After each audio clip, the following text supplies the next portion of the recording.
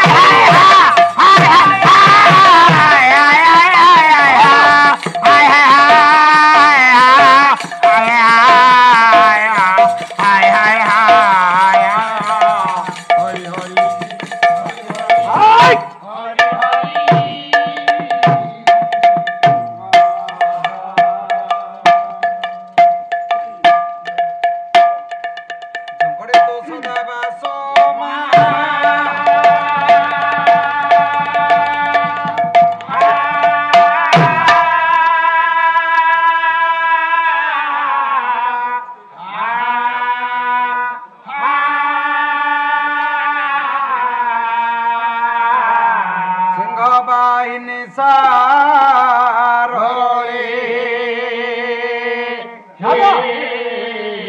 मम पत्रे गातायो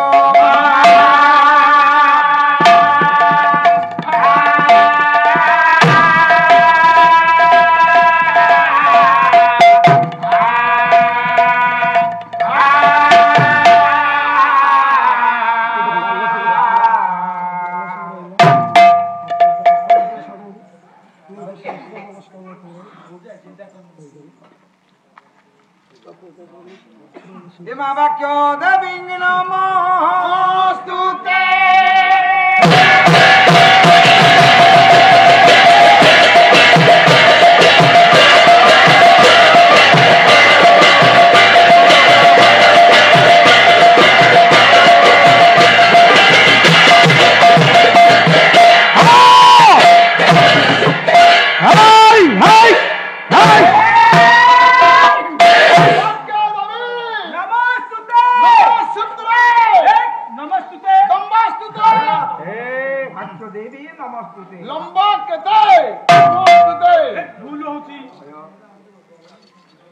জয় মা জয় বাণী চিক চিক পানি জ পানি রানী গিরবাণী গো বিদ্যা দায়িনী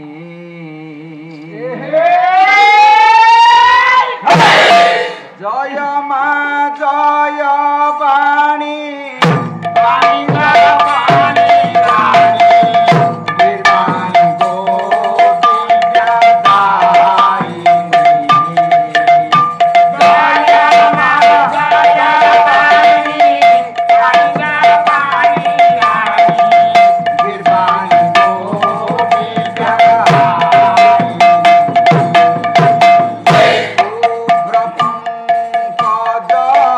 দল সুশোভনা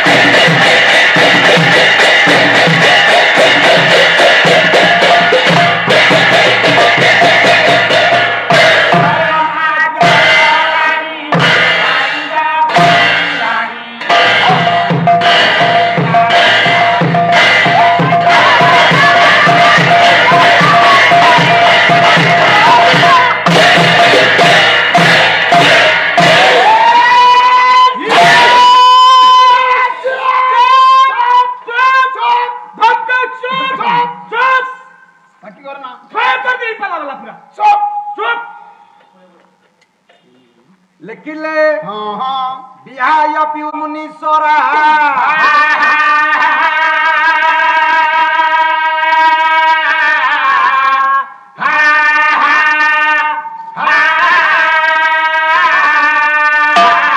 ମାତଙ୍ଗିରି ରାଜୀବ ରସ ପିବନ୍ତି କି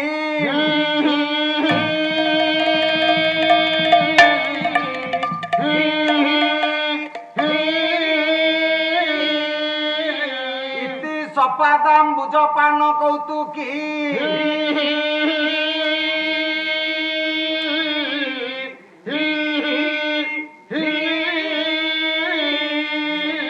सा ଗୋପବାଳ ଶ୍ରୀୟ ମାତନ ତୁବ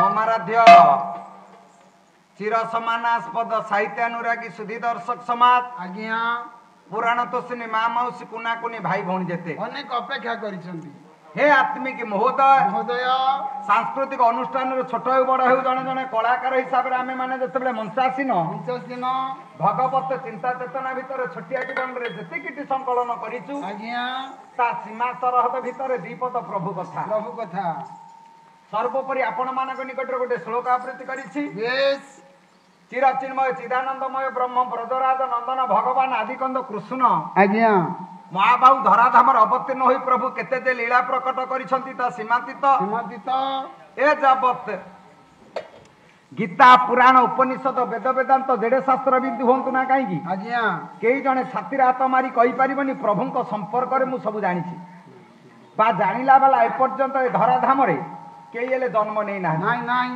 ଯାଉ ହଉ ସେ ପ୍ରଭୁଙ୍କ ସମ୍ପର୍କରେ ଦି ପଦ କହିବାକୁ ଗଲା ବେଳେ ଆଜ୍ଞା ଆପଣମାନଙ୍କ ନିକଟରେ ଦୀର୍ଘ ସମୟ ଧରି ହଁ ଛିଡ଼ି ପାରୁନି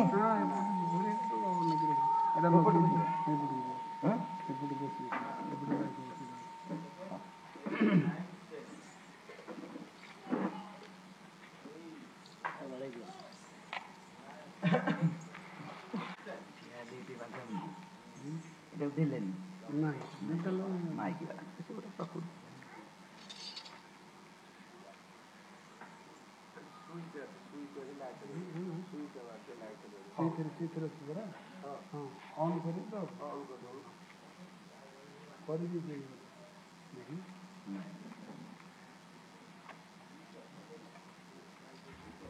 କରିବି ହେଲା ଯାଉ ହଉ ପ୍ରଭୁଙ୍କ ସମ୍ପର୍କରେ ଦି ପଦ କହିବାକୁ ଗଲା ବେଳେ ଆଜ୍ଞା ସର୍ବୋପରି ଆପଣମାନଙ୍କ ନିକଟରେ ଗୋଟେ ଶ୍ଲୋକ ଆବୃତ୍ତି କରିଛି ବେଶ ଏ ଶ୍ଲୋକର କର୍ତ୍ତା ଯିଏ ଆସିବେ ଆପଣମାନଙ୍କର ମଙ୍ଗଳ ବିଧାନ କରିବେ କରିବେ ଦିନକର ଘଟଣା ବିଶ୍ୱପତି ଠାକୁର ଚିରଚିନ୍ମୟ ଚିଦାନନ୍ଦମୟ ବ୍ରହ୍ମ ଆଜ୍ଞା ଆଦିକନ୍ଦ କୃଷ୍ଣ ହଁ ମାୟାଧର ସେଦିନ ମାୟା କରିଛନ୍ତି ଆଜ୍ଞା ପ୍ରଭୁ କହିଲେ ଦେଖିବା ସୃଷ୍ଟିରେ ମତେ କିଏ ଚିହ୍ନିଛି କି ଚିହ୍ନିନି ସେଦିନ ସଖା ସାଙ୍ଗସାଥୀ ମାନଙ୍କୁ ପରୀକ୍ଷା କରିବା ନିମିତ୍ତ ମା ପାଖରେ ସକାଳୁ ଆପତ୍ତି କଲେ ମା ହଁ ଦେହଟା ଆଜି ଭଲ ଲାଗୁନି ହଁ ମୁଁ ଆଜି ଗୋଗୋଷ୍ଠୀକୁ ଯିବିନି ଯିବୁନି ପୁଅ ଦେହ ଭଲ ଲାଗୁନି ମା ବାପା କେମିତି କହିବ ତୁ ଗୋଗୋଷ୍ଠୀକୁ ଯା ମା କହିପାରିବନି ମା କହିଲେ ହଉ ନଗଲେ ନାଇଁ ଗୋଟାଏ ଦିନ ତୁ ରହିଯା ରହିଯା ଆମର ଇଏ ସିନା କହିଲେ ମୁଁ ଯିବିନି ଆଜ୍ଞା କିନ୍ତୁ ସଖା ସାଙ୍ଗସାଥୀ ସୁଦାମ ସୁବଳ ମଧୁମଙ୍ଗଳ ଦାମ ଶ୍ରୀଦାମ ଯେତେ ଥିଲେ ଅଷ୍ଟ ସଖା ହଁ ଏମାନେ ସିନା କାମ କରନ୍ତି ଆଜ୍ଞା କିନ୍ତୁ ଜଣକ ନିର୍ଦ୍ଦେଶରେ ଜଣକର ସିଏ ଯଦି ନାହିଁ ଆଜ୍ଞା ତାହେଲେ କିଛି ନାହିଁ ନାହିଁ ଏଠି ହଜାର ପ୍ରକାର ଆଲୁଅ ଲାଗିଥିବ ଆଜ୍ଞା ଯଦି କରେଣ୍ଟଟା ଯଥା ଜାଗାରେ ଯୋଡା ହେଇନି ହଁ ଏଠି କଣ ଆଲୁଅ ଜଳିବ ଖାଲି ବାନ୍ଧିଦେଲେ କଣ ଏମାନେ ଜଳିବ? ସିନା ଜଳିବେ ଆଜ୍ଞା କିନ୍ତୁ ଜଳେଇବା ଦାୟିତ୍ୱଟା ସେଇଠି ସେଠି ଅଛି ନା କାହିଁକି ନା ଜଣେ କରୁଛି ଆଉ ଜଣେ କରୁଛି କରୁଛି କଲା ବାଲା ବଡ ନୁହଁ ନାଇଁ ନାଇଁ କରେଇରା ବାଲା ହଉଛି ବଡ ଆଜ୍ଞା ଯିଏ ରୋଷେଇ କରୁଛି ସିଏ ଯେତିକି ବଡ ନୁହଁ ଆଜ୍ଞା ରୋଷେଇ କରିବାର ଗୁରୁ ଦାୟିତ୍ୱ ଯିଏ ନେଇଛି ସିଏ ବେଶୀ ବଡ ନା ଆଉ ଆଜ୍ଞା ଆଜ୍ଞା ଯୋଉ ପଦଟି ଗାଇଲେ କହିଲେ ଆଜି ସମୟ ନାହିଁ ହଁ ଆଉ କାଲିକି ଦେଖିବା ଆଜ୍ଞା ଜମା ସିଆଡିକି ହାତ ଯାଇନି ଆଉ କାଲିକି ଦେଖିବ କଣ ପର ଦିନକୁ କଣ ହେଲାଣି ହବନି ତ ନାଇଁ ନାଇଁ ରହ ସତ୍ୟନାରାୟଣ କିଏ ବୁଝେଇଦେବି ଖାଲି ଘଣ୍ଟାଟିଏ ବସନ୍ତୁ ହଁ କେମିତି ସାରୁ ଚୋପା ଛଡେଇଲା ଭଳିଆ ହଁ ଗୋସେଇ ଆଜି ଚୋପା ଛଡେଇ ଦେଇକି ଆଉ ଛାଡିବେ। ଠିକ ଅଛି ହଁ? ହଁ କଣ କହୁଛ?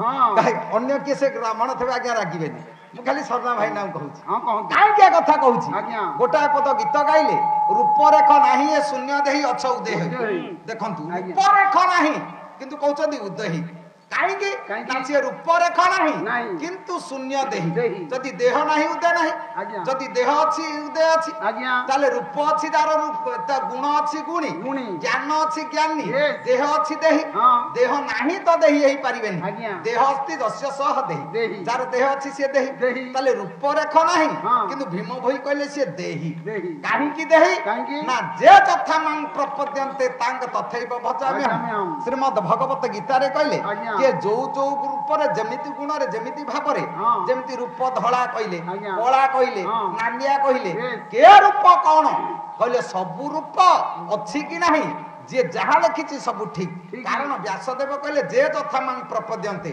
ତାକୁ ଯିଏ ଯୋଉ ରୂପରେ ଯୋଉ ଗୁଣରେ ଯେମିତି ଭାବରେ ଭାବିଛି ଆଜ୍ଞା। ପ୍ରଭୁ ତାକୁ ଆଜ୍ଞା ସେଇମିତି ଦେଖା ଦେଖା ଦେଇଛନ୍ତି ଦେଇଛନ୍ତି। ଯାଦୃଶୀ ଭାବନା ଯସ୍ୟ ସିଦ୍ଧିର୍ଭବତି ତାଦୃଶୀ ତାଦୃଶୀ। ଭାବନା ଯେମିତି ଆଜ୍ଞା। ତା ରୂପକାନ୍ତି ସେମିତି ସେମିତି। ଯଦି ମନୋଭାବ ବଦଳି ଯାଏ ଆଜ୍ଞା। ତାହେଲେ ରୂପ ବଦଳିଯିବ ବଦଳିଯିବ। ତାହେଲେ ଏଠି ସିଏ କହିଲେ ଦେହ କେମିତି ଦେହି କେମିତି? ନା ସମସ୍ତଙ୍କ ଭିତରେ ସମସ୍ତଙ୍କ ଭଳିଆ ଭଳିଆ। ଆତ୍ମାର ଆଜ୍ଞା ସ୍ୱତନ୍ତ୍ର ସ୍ୱରୂପ କିଛି ନାହିଁ ନାଇଁ, ନାଇଁ। ଆପଣ ବର୍ଣ୍ଣ ପ୍ରକରଣ ପଢନ୍ତୁ ଆଜ୍ଞା। କ ଠୁ କ୍ଷ ପର୍ଯ୍ୟନ୍ତ ପଢିବେ ହଁ। ପଢିବେ କ ହଁ। ଉଚ୍ଚାରଣ ହବ ଅ ପଢିବେ ଖ ହଁ। ଉଚ୍ଚାରଣ ହବ ଅ ପଢିବେ ଗ ହଁ। ଉଚ୍ଚାରଣ ହବ ଅ ଅ। ସବୁ ବର୍ଣ୍ଣ ଭିତରେ ଯେମିତି ଅର ସ୍ଥାନ ଥାଏ ଆଜ୍ଞା। ସେମିତି ସବୁ ଜୀବ ସତ୍ତା ଭିତରେ ପ୍ରଭୁର ସ୍ଥାନ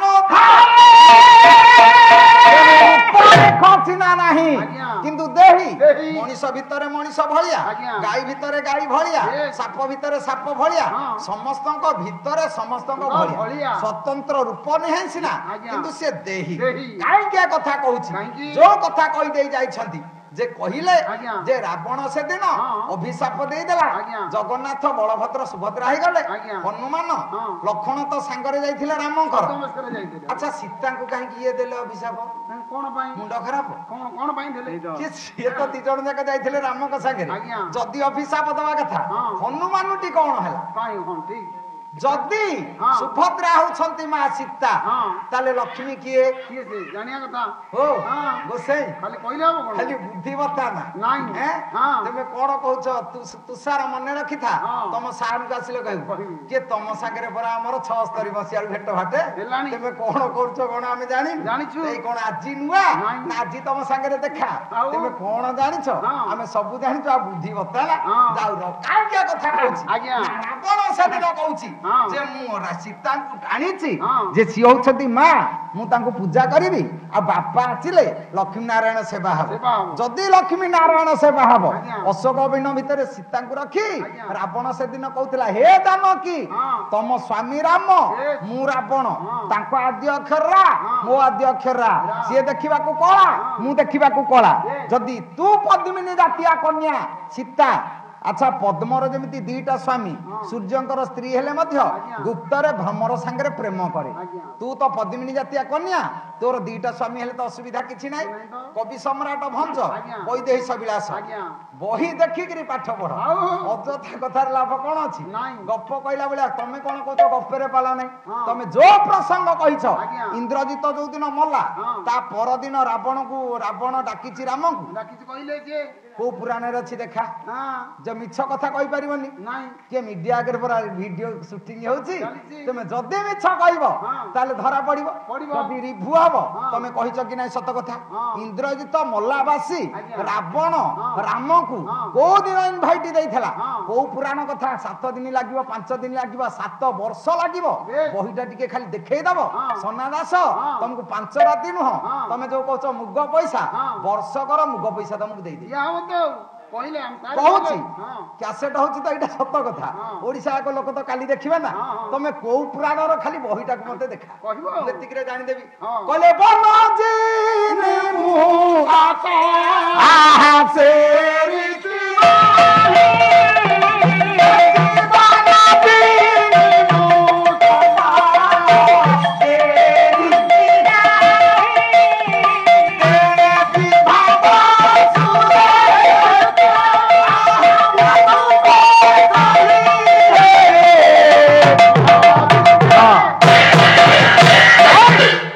ଆଜ୍ଞା। ବହି ହଉଛି ମା ଆପଣ ମାନଙ୍କର ବୈଦେହୀଶ ବିଳାସ ଆଜ୍ଞା। ସେଦିନ ମା ଜାନକୀ କହିଲେ ରାବଣ ହଁ।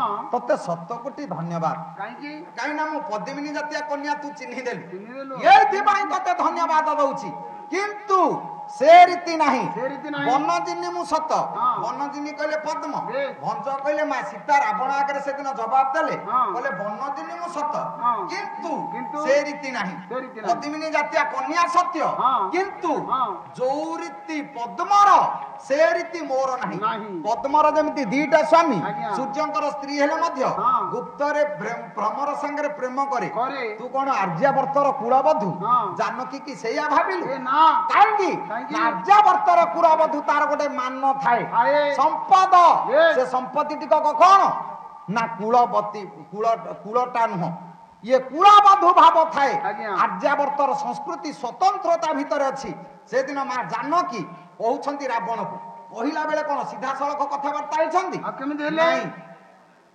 ଜାଣିବା ନା ସେଦିନ ଆପଣ ମାନଙ୍କର ସନ୍ଥ ତୁଳସୀ ଗୋଟାଏ ଧାଡି କହିଲେ ଆଜ୍ଞା। ରାମଚରିତ ମାନସରେ ହଁ।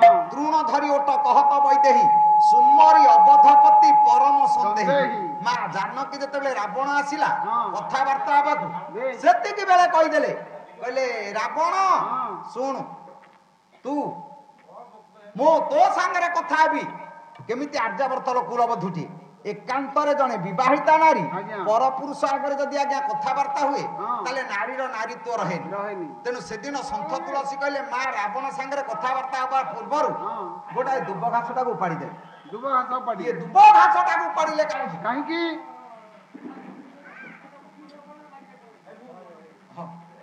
ହଉ ହଉ ଯାହା ତ ହେଇଛି ହେଇଛି ଆଉ କଣ ଆମେ ବିରକ୍ତି ହେଲେ କୁଆଡୁ ଆସିବୁ ହଉ ହଉ ଛାଡିଛି ତ ଆଉ ଏଇଲେ ବିରକ୍ତି ହେଲା ନାରୀ ଶିକ୍ଷା ଆପଣ ମାନେ ମନେ ରଖିଥାନ୍ତୁ ଆଜ୍ଞା। କାହିଁକି ଏ କଥା କହୁଛି ନା ସନ୍ଥ ତୁଳସୀ କହିଲେ ତୃଣ ଧରି ଓଠ କହତ ବୈଦେହୀ ମା ଜାନକୀ ଭୂଇଁରୁ ଗୋଟେ ଘାସ ଉପାଡ଼ି ଦେଲେ ଉପାଡ଼ିଲେ। ଘାସଟାକୁ ଆଜ୍ଞା ଉପାଡ଼ିଲେ କାହିଁକି କାହିଁ ଉପାଡ଼ିଲେ? ନା ମା ଜାନକୀ ବିଚାର କଲେ ଏଠି ରାବଣ ଗୋଟେ ଚୋର ମୋ ସାଙ୍ଗରେ କଥା ହଉଛି ମୁଁ ଯଦି ଏଠି ଛିଡା ହେଇ ତା ସାଙ୍ଗରେ କଥା ହେବି ହଁ। ନାରୀର ନାରୀତ୍ୱ ହଜିଯିବ ଆଜ୍ଞା। ସେ ସେଦିନ କହିଦେଲେ କହିଲେ ଘାସଟାକୁ ଉପାଡ଼ି ଦେଲେ କାହିଁକି କାହିଁକି? କହିଲେ ଏକାନ୍ତରେ ଜଣେ ବାହା ହେଲା ଝିଅ ଆଜ୍ଞା। ପରପୁରୁଷ ଆଗରେ କଥା ହେବା ଠିକ ନୁହଁ ନୁହଁ। ସତୀତ୍ୱ ଚାଲିଯିବ ଆଜ୍ଞା। ନାରୀପଣ ହଜିଯିବ ତେଣୁ ସିଏ ଗୋଟେ ଘାସଟେ ଉପାଡ଼ି ଦେଲେ ଘାସ ଆଜ୍ଞା ଉପାଡ଼ିଲେ କାହିଁକି କାହିଁକି? ମା ଜାନକୀ ବିଚାର କଲେ ମୋ ପାଖରେ ତ ଏଠି କେହି ନାହାନ୍ତି କେହି ନାହାନ୍ତି। ଘାସର ରଙ୍ଗ ହଉଛି ଶ୍ୟାମଳ ଆଜ୍ଞା। ମୋ ସ୍ୱାମୀ ରାମଙ୍କର ରୂପ ହଉଛି ଶ୍ୟାମଳ ହଁ। ଯଦି ଘାସଟାକୁ ଆଣି ଆଖି ଆଗରେ ରଖିବି ଶ୍ୟାମଳ ରୂପଟା ମୁଁ ଆଖି ଆଗକୁ ଚିତ୍ରଟା ଆଣିବି ଆଜ୍ଞା। ମୋ ସ୍ୱାମୀଙ୍କ ସାଙ୍ଗ ପାଖରେ ଥାଇ ହଁ। ଏ ଚୋରୁଟା ସାଙ୍ଗରେ କଥାବାର୍ତ୍ତା ହେଲେ ତ କିଛି ଅସୁବିଧା ନାହିଁ କିଛି ଦୋଷ ହବନି। ଘାସଟାକୁ ଉପାଡ଼ି ଦେଲେ ଆଜ୍ଞା। ଆଉ ଉପାଡ଼ିବାର କାରଣ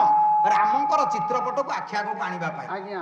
କିନ୍ତୁ ସନ୍ଥ ତୁଳସୀଙ୍କର ଦ୍ୱିତୀୟ ଭାବନା କଣ? ଘାସ ଉପାଡ଼ିବାର କାରଣ କଣ? କହିଲେ ମୋ ସ୍ୱାମୀ ତ ମୋ ପାଖରେ ନାହାନ୍ତି ନାହିଁ। ମୋ ପାଖରେ ତ କେହି ନାହିଁ ନାହିଁ। ଭୂମିରୁ ଜାତ ହେଇଛି ମୁଁ ଭୂମି ସୁତା ଜାନକୀ ବେଶ। ଭୂମିରୁ ଜାତ ହେଇଛି ଘାସ ହଁ। ଲେଖାରେ ଇଏ ହବ ମୋ ଭାଇ ଭାଇ ହବ। ମୋ ଭାଇ ଯଦି ମୋ ପାଖରେ ଅଛି ହଁ। ୟା ସାଙ୍ଗରେ କଥା ହେଲେ ତ ଅସୁବିଧା କିଛି ନାହିଁ ଦୋଷ ହବନି। ତୃତୀୟ ଭାବନା କଣ? ଗୋଟିଏ ବିବାହିତା ନାରୀ ପରପୁରୁଷ ସାଙ୍ଗରେ କଥାବାର୍ତ୍ତା ହେଲା ବେଳେ ଆଜ୍ଞା। ମା ଓଢଣା ଦେଇ କଥାବାର୍ତ୍ତା ହୁଏ ବେଶ। କାହିଁକି ଲୋ ମା ନାରୀ ବାହା ହେଲା ପରେ ଓଢଣା ଦିଏ କାହିଁକି? ଯେତିକି ମା ତମେ ଆଜି ପାଲ ଦେଖୁଛ ପୁରୁଣା କାଳିଆ ଝିଅ ବୋହୁ ବୋଲି ମୁଣ୍ଡରେ ଓଢଣା ଅଛି ଆଜ୍ଞା। ଆଜି ଯୁଗର ଝିଅ ବୋହୁ ହେଇଥିଲେ କଣ ମୁଣ୍ଡରେ ଓଢଣା ଥାନ୍ତା ରହିବନି। ଚାରି ହାତେ ନାଇଟି କଳା ଚଷମା ଭେନିଟି ପକେଇ ଲିପଷ୍ଟିକ ମାରି ବସିଥାନ୍ତେ ଆଜ୍ଞା, ଆଜ୍ଞା। ଆଉ ଓଢଣା ମୁଣ୍ଡରେ ପକଉଛି କିଏ ନାଇଁ, କେହି ଏଇଠି ଚିନ୍ତା କଲେ କହିଲେ ମୋ ପାଖରେ ଆଳୁହାଳ ତ କେହି ନାହିଁ ନାଇଁ। ଏଠି ଘାସଟା ଯଦି ଉପାଡ଼ି ଦେବି ହଁ। ମଝିରେ ରହିଲା ଘାସ ଆଜ୍ଞା। ଏ ପାଖରେ ମୁଁ ହଁ। ଆର ପଟେ ରାବଣ ରାବଣ। କାରଣ ଆପଣ ପୁରୁଣା କାଳରେ ଯଦି ଜଣେ ଭଦ୍ରଲୋକ ଦୁଆରକୁ ଯିବେ ଆଜ୍ଞା ସେ ଅମକ ବାବୁ ଅଛନ୍ତି କି ତାଙ୍କ ସ୍ତ୍ରୀ ଦର ଆଉ ଯା କବାଟ ଆଜ୍ଞା। ତା ପଛପଟେ ଛିଡା ହେଇଥିବେ ହଁ। ଧୀର କଣ୍ଠରେ କହିବେ ବାବୁ ଆପଣ ଯାହାକୁ ଖୋଜୁଛନ୍ତି ସେ ଘରେ ନାହାନ୍ତି ବଜାର ଆଡେ ଯାଇଛନ୍ତି ଆପଣ ପାଟିଟା ସିନା ଶୁଣିବେ ଆଜ୍ଞା। ତା ମୁହଁ ଦେଖିବେନି କି ଗୋଡ ହାତ ଦେଖିପାରିବେନି ହବନି। ସେ ଦର ଆଉ ଯା ଆଢୁଆଳ କବାଟ ତଳେ ଥବ ବେଶ। ଆଗକୁ ଆସିବନି ନାଇଁ। କହିବାର ଉଦ୍ଦେଶ୍ୟ ମା ଜାନକୀ ବିଚାର କଲେ ଏଠି ମୋ ପାଇଁ ଆଢୁଆଳ କେହି ନାହିଁ କେହି ନାହିଁ। ଏଠି ଘାସଟା ହଉଛି ଆଢୁଆଳ ଆଜ୍ଞା। ଏ ପାଖରେ ମୁଁ ହଁ। ସେ ପାଖରେ ରାବଣ ରାବଣ। କଥାବାର୍ତ୍ତା ହେଲେ ଅସୁବିଧା କିଛି ନାହିଁ ଦୋଷ ନାହିଁ। ଇଏ ସବୁ ଭାବନା ଗୁଡିକ ଆଜ୍ଞା ମିଛ ଅସଲ ଭାବନାଟି କୋଉଠି ମା ଜାନକୀ ବିଚାର କଲେ ରାବଣ ହଁ। ତୁ ତ ସ୍ୱାମୀ ହବା ପାଇଁ ଉପଯୁକ୍ତ ନୁହଁ ହଁ। ତତେ ଆଉ କଣ କହିବି ହଁ। ତୁ ଏଇ ଘାସ ଠାରୁ ଯୋଉଥିପାଇଁ କବି ସମ୍ରାଟ ଭଞ୍ଜ ବୈଦେହୀଶ ବିଳାସରେ କହିଲେ ଆଜ୍ଞା। କହିଲେ ବିନା ଇଏ ଜଳରେ ଶିଖାଇ ବିନା ଜଳରେ ବିକଶିଛି ପଙ୍କ ବିକଶିଛି ପଙ୍କ ये बिना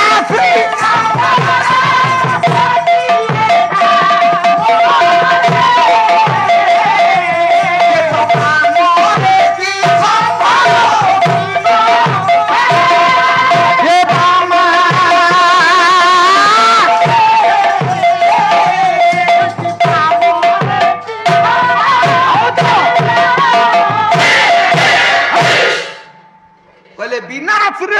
କୋଟିଏ କନ୍ଦର୍ପ ଯଦି ଏକତ୍ରିତ ହୁଅନ୍ତି ମଧ୍ୟ ମନ ଚଳିବନି କି ଟଳିବନି। ଆଉ ତୁ ତ ଗୋଟେ ଚୋର, ବିନା ଜଳରେ ଶିଖରି ଶିଖେ। ଭଞ୍ଜ କହିଲେ ବିନା ପାଣିରେ ପର୍ବତ ଅଗ୍ରଭାଗରେ ପଦ୍ମ ଫୁଟି ପାରେ, ପଶ୍ଚିମ ଦିଗବଳରେ ସୂର୍ଯ୍ୟ ଉଦୟ ହେ ପାରନ୍ତି, କିନ୍ତୁ ରାମଙ୍କ ବ୍ୟତୀତ ଅନ୍ୟ ପୁରୁଷରେ ମନ ଚଳିବ ନାହିଁ କି ଟଳିବ ନାହିଁ। ଆଉ ତୋ ସାଙ୍ଗରେ କଣ କଥା ହେବି? ତାହେଲେ ଯୋଉ ରାବଣ ମା ସୀତାଙ୍କୁ ଅଶୋକ ବନ ଭିତରେ ପ୍ରେମ ନିବେଦନ କରୁଥିଲା, ସେ ରାବଣ କେମିତି ସୀତାଙ୍କ ମୂର୍ତ୍ତି ଥୋଇ ପୂଜା କରିବ ବୋଲି ରାବଣ ରାମଙ୍କୁ ଡାକିଥିଲା, ପୁରାଣରେ ଲେଖା ହେଇଥିଲା। ତାହେଲେ ଭଞ୍ଜଙ୍କ ସାହିତ୍ୟ କଣ ଭୁଲ? ଯଦି ଭଞ୍ଜଙ୍କ ସାହିତ୍ୟ ଭୁଲ, ଆପଣ ବିଚିତ୍ର ରାମାୟଣ ବିଶ୍ୱନାଥ ଖୁଣ୍ଟିଆ ଦେଖୁନାହାନ୍ତି ଗୋଟାଏ ପଦ ଛାନ୍ଦ କହିଲେ ଧୀର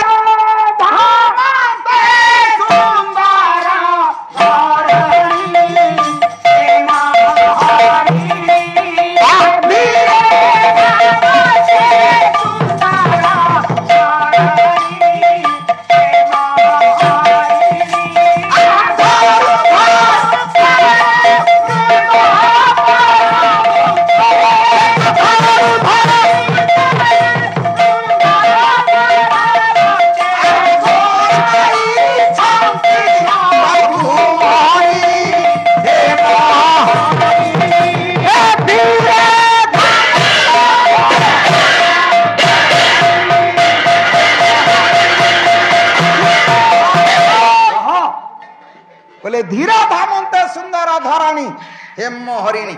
ହେମ ହରିଣୀ ସେଦିନ ମାୟା ମୃଗ ମାରିଚକୁ ଆଣି ରାବଣ ମା ସୀତାଙ୍କୁ ଚୋରି କରି ନଉଛି। ଯଦି ମା ଭାବୁଛି ପୂଜା କରିବ ବୋଲି, କଣ ସେଦିନ ସିଧା ଆସି ଡାକିଥାନ୍ତା ମା ତମେ ମୋ ଲଙ୍କାପୁରକୁ ଚାଲ, ବିରାଜନା କର ପୁଷ୍ପକ ଦାନରେ, ମୁଁ ତମକୁ ପୂଜା କରିବି? ଅସୁବିଧା କଣ ହେଇଥାନ୍ତା? ତାହେଲେ ଇଏ କପଟରେ କାହିଁକି ସୁନା ହରିଣ ପଠେଇ ହରଣ କରୁଥିଲା? ତାହେଲେ ଏଠି ମାୟାବୀ, ଯିଏ ମାୟାବୀ ତା ସାଙ୍ଗରେ ମାୟା ରଚନା। ତାହେଲେ କୋଉ ଦିନ ସେଦିନ ରାମ ମିଛ କଲେ ଯେ ଇଏ ରାମ ନାରାୟଣ ହେଲେନି? ସେତିକି ନୁହଁ, ଆପଣ ମାନଙ୍କର ଭଗବାନ କୃଷ୍ଣ ନାରାୟଣ ସେଦିନ ମିଛ କହିଦେଲେ ବୋଲି ମାଲୋ ସିଏ ନାରାୟଣ ହେଇପାରିବେନି। ପ୍ରଭୁ ମିଛ କାହିଁକି କହିବେ? ଯୋଉଦିନ ଗୋପୀ ମାନଙ୍କୁ କଣ୍ଠ ଦେଲେ 4 ଦିନ ପରେ ଆସିଲି, କାହିଁକି 4 ଦିନ କହିଲେ? ଯଦି ନ କହିଥାନ୍ତେ ତାହେଲେ ଭୁଲ ହେଇଯାଇଥାନ୍ତା। କାରଣ ଗୋପୀ ମାନେ ସବୁବେଳେ କହିଲେ ହେ କେଶବ, ହେ କୃଷ୍ଣ, ଆମେ ତୋର, ଦେହ ତୋର, ମନ ତୋର, ପ୍ରାଣ ତୋର, ଶରୀର ତୋର, ସବୁ ତୋର। ପ୍ରଭୁ ସେଦିନ କହିଲେ ସବୁ ଠିକ ଅଛି, କିନ୍ତୁ ଯୋଉ ଦିନ କହିଲେ କୃଷ୍ଣ ତୁ ଆମର, ପ୍ରଭୁ କହିଲେ ସବୁ ସରିଗଲା। କିରେ ଗୋପୀ ସବୁଦିନ କହୁଥିଲେ ତୁ ଆମର, ଆମେ ତୋର, କିନ୍ତୁ ଆଜି କଣ କହିଲେ ତୁ ଆମର? କାହା ପାଇଁ କିଏ? ସୂର୍ଯ୍ୟଙ୍କ ପାଇଁ କିରଣ, ନା କିରଣ ପାଇଁ ସୂର୍ଯ୍ୟ? ଚନ୍ଦ୍ର ପାଇଁ ଜୋଛନା, ନା ଜୋଛନା ପାଇଁ ଚନ୍ଦ୍ର? ନା ଫୁଲ ଯୋଗୁ ମହକ, ନା ମହକ ପାଇଁ ଫୁଲ? ନା ଜଳ ଯୋଗୁ ତରଙ୍ଗ, ନା ତରଙ୍ଗ ପାଇଁ ଜଳ? ଭକ୍ତ ପାଇଁ ଭଗବାନ, ନା ଭଗବାନଙ୍କ ପାଇଁ ଭକ୍ତ? କାହା ପାଇଁ କିଏ? ବୋଲ ମହାପ୍ରଭୁ ସତ୍ୟ ନାରାୟଣ କଲ୍ୟାଣ କରନ୍ତୁ ପ୍ରଭୁ।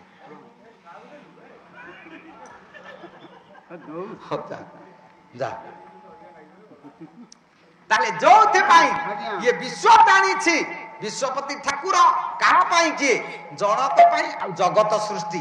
ଯଦି ଏମାନେ କହୁଥିଲେ କୃଷ୍ଣ ଆମେ ତୋର, ଆମର ବୋଲି କିଛି ନାହିଁ, ଇଏ ଯୋଉଦିନ କହିଲେ ତୁ ଆମର, ପ୍ରଭୁ କହିଲେ ଏଠି ଆଉ ରହିଲେ ଚଳିବନି।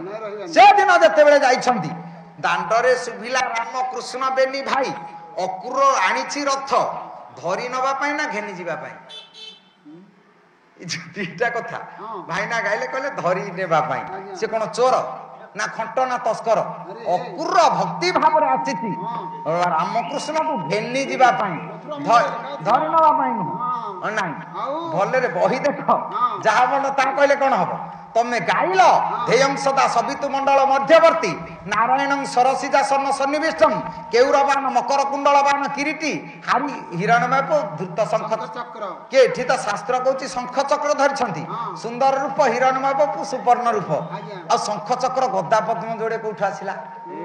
କି ଶଙ୍ଖ ଚକ୍ର ତ ଶାସ୍ତ୍ର କହୁଛି, ଗଦା ପଦ୍ମ କୋଉଠୁ ଆସିଲା? କହୁ କହୁ ଯାହା କହୁଛ କହୁଛ, ଆଉ ଖାଲି ବିଧାତା ସୁରୁ ଟିକକ ଦେଇଛି, ନହେଲେ ଆଉ କିଛି ନାହିଁ। ଯେ ସେଇଟା ତମର ନୁହଁ, ସେଇଟା ଯଦି କିଣା ଜିନିଷ ହେଇଥାନ୍ତା ତ ମୁଁ କିଣି ଦିଅନ୍ତି। ସେଇଟା ଈଶ୍ୱର ଦତ୍ତ ଜିନିଷ, ଈଶ୍ୱର ଯୋଉଟା ଦେଇଛି ସେଇଟାକୁ ଦେଖେଇବାର ଲାଭ ନାହିଁ। ତମର କଣ ଅଛି? ମନେ ନଥିଲା, ଭାବି ଚିନ୍ତିକି ଆଇଛୁ। ହଉ যাও ସେଇଠି କହିଲେ ତାହେଲେ କହିବାର ଉଦ୍ଦେଶ୍ୟ ଯେ ଜଗତ ଭିତରେ ଯେତେ କଥା ଅଛି ସେଦିନ ଭଗବାନ କୃଷ୍ଣ କହିଲେ ଏଠି ଆଉ ରହିଲେ ଭୁଲ ହବ ତେଣୁ ସେଦିନ ପ୍ରଭୁ ଯାଇଛନ୍ତି କାରଣ କଣ ନା ସୃଷ୍ଟିକର୍ତ୍ତା ସିଏ ସୃଷ୍ଟିର ନିୟମ ଭଙ୍ଗି ଯାହା ହାତରେ ଅଛି ଯେ ସବୁ କାରଣ କର୍ତ୍ତା ସିଏ କରୁଛି ଆଉ କରଉଛି କାହିଁକି ନା ଆପଣ ମାନଙ୍କର ବାଲିଆ କବି ଅଭିମନ୍ୟୁ ସାମନ୍ତ ସିଆ ନହେଲେ ବିଦଗ୍ଧ ଚିନ୍ତାମଣି ଗୋଟାଏ ପଦ ସିଏ କହିଲେ ଉର୍ଣ୍ଣନାଭିମତ ଖେଳୁ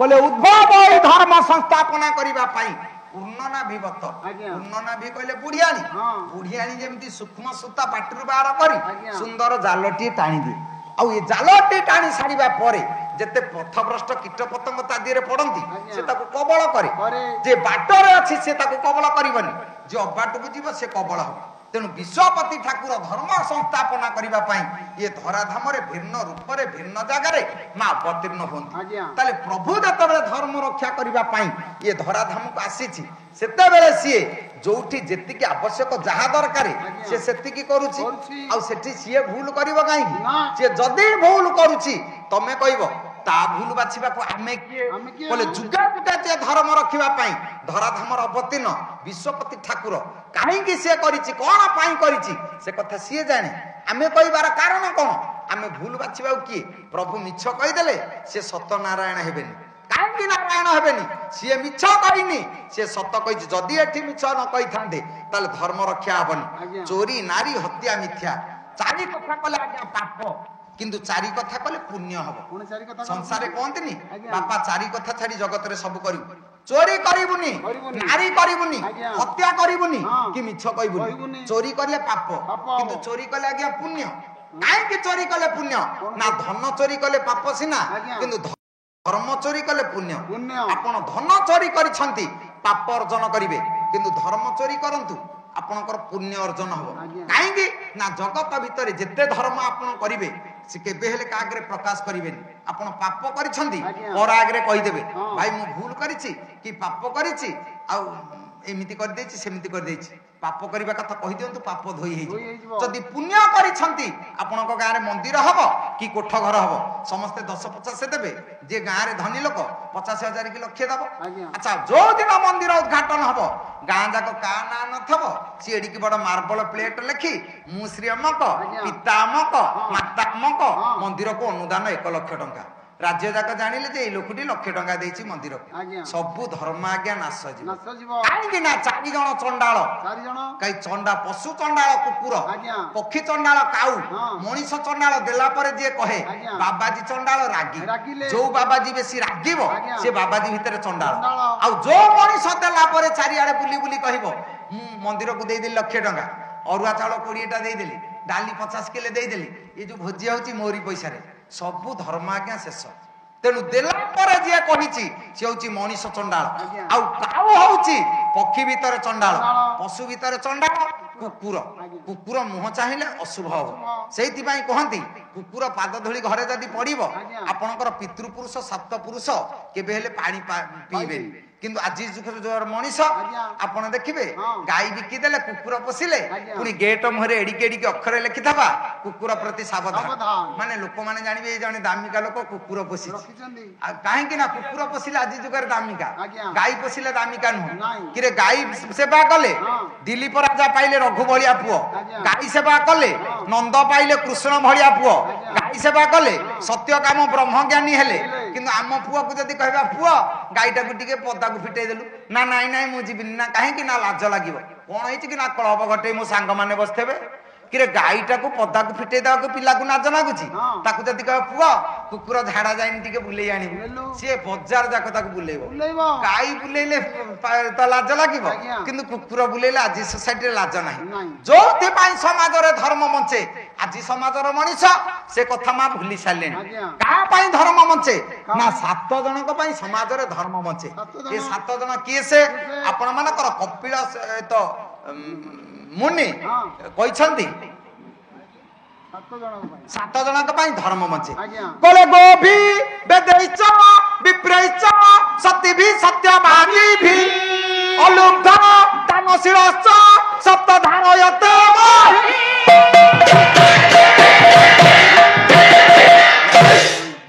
প্রথমরে অছন্তি গাই মা গাই পাই সমাজরে ধর্ম বঞ্চে গাইটিয়ে ঘরে পশিছন্তি গাইটি যদি আপন দেখিবে সকালু উঠি 10 থর তা পিঠিকি সাউনি দেবে গো শাস্ত্র আপন মানকৰ কহନ୍ତି আপন দেখিবে হাই ব্লড প্রেশর থলে কমিଯିବ কিন্তু আদি যুগর মনিষ ঘরে গাই নাই সকাল উঠিলে কুকুর পিঠিকি সামুলিব আচ্ছা কুকুর পিঠিকি সামুলিলে আমার কো প্রেশর টি কমিব হাই ব্লড প্রেশর না লো ব্লড প্রেশর কিরে কুকুর মুহ তো দেখিলে অশুভ কুকুর পিঠিলে সামুলিলে লাভ কোন আছে বরং জীবনরে কুকুর পশিবা বড় ভুল এক কুত্তা কুত্তা পালে এক কুত্তা কুত্তা মারে এক কুত্তা ভৌণী ঘরে ভাই এক কুত্তা শ্বশুর ঘরে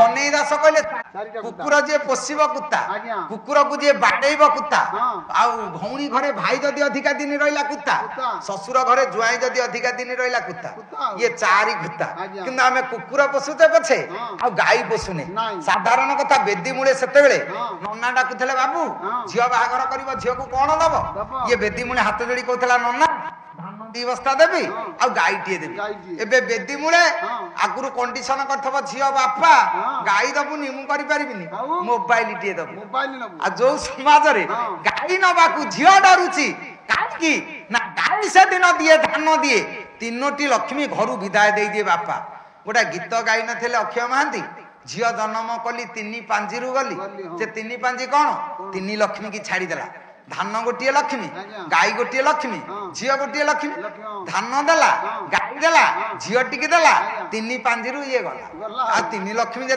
घर तड़ी देला तीन पांजी ये गला आ कौ लक्ष्मी टी अच्छी घरे साइथिबो सेइथिपाई ये तीन लक्ष्मी दियंती आज जुगारे mobile Lakshmi grinder Lakshmi fridge Lakshmi आ धान लक्ष्मी नुह कि गाई लक्ष्मी नुह काहे कथा कहूची ना गाईटी आपण घरे पोषिछंती देखिबे गाई आखिरे मा जदी लुह धार गलिला तमे जानिबो आगुकू तम परिवार रे विपद किछि आसुची तेनु गाईटी मनीष पोषे काहेकी ना जदी मनीष प्रति विपद आसुथबो गोमाता ता ऊपर से विपद से नहीं जाए समाज रे भारत वर्ष रे गाई होची गोटिए मा जोति में विवेकानंद को अमेरिका रे पचरा गला प्रवचन सभा रे चिकागो शहर रे विवेकानंद आपण को भारत वर्ष रे को पशुर क्षीर मिठा विवेकानंद कहले महिषी क्षीर मिठा कहले गाई परा भारत रे कुआडे अछंती गाई क्षीर मिठा न कहि तमे कोन महिषी क्षीर कहउछ ना तमे जदी कहिथानो को गाय को मार क्षीर मिठा मु कहिथांदी गाई क्षीर मिठा तमे तो पचारलो को पशुर क्षीर मिठा आमे गाई की भारत रे पशु कहनो मा बोली मुंडिया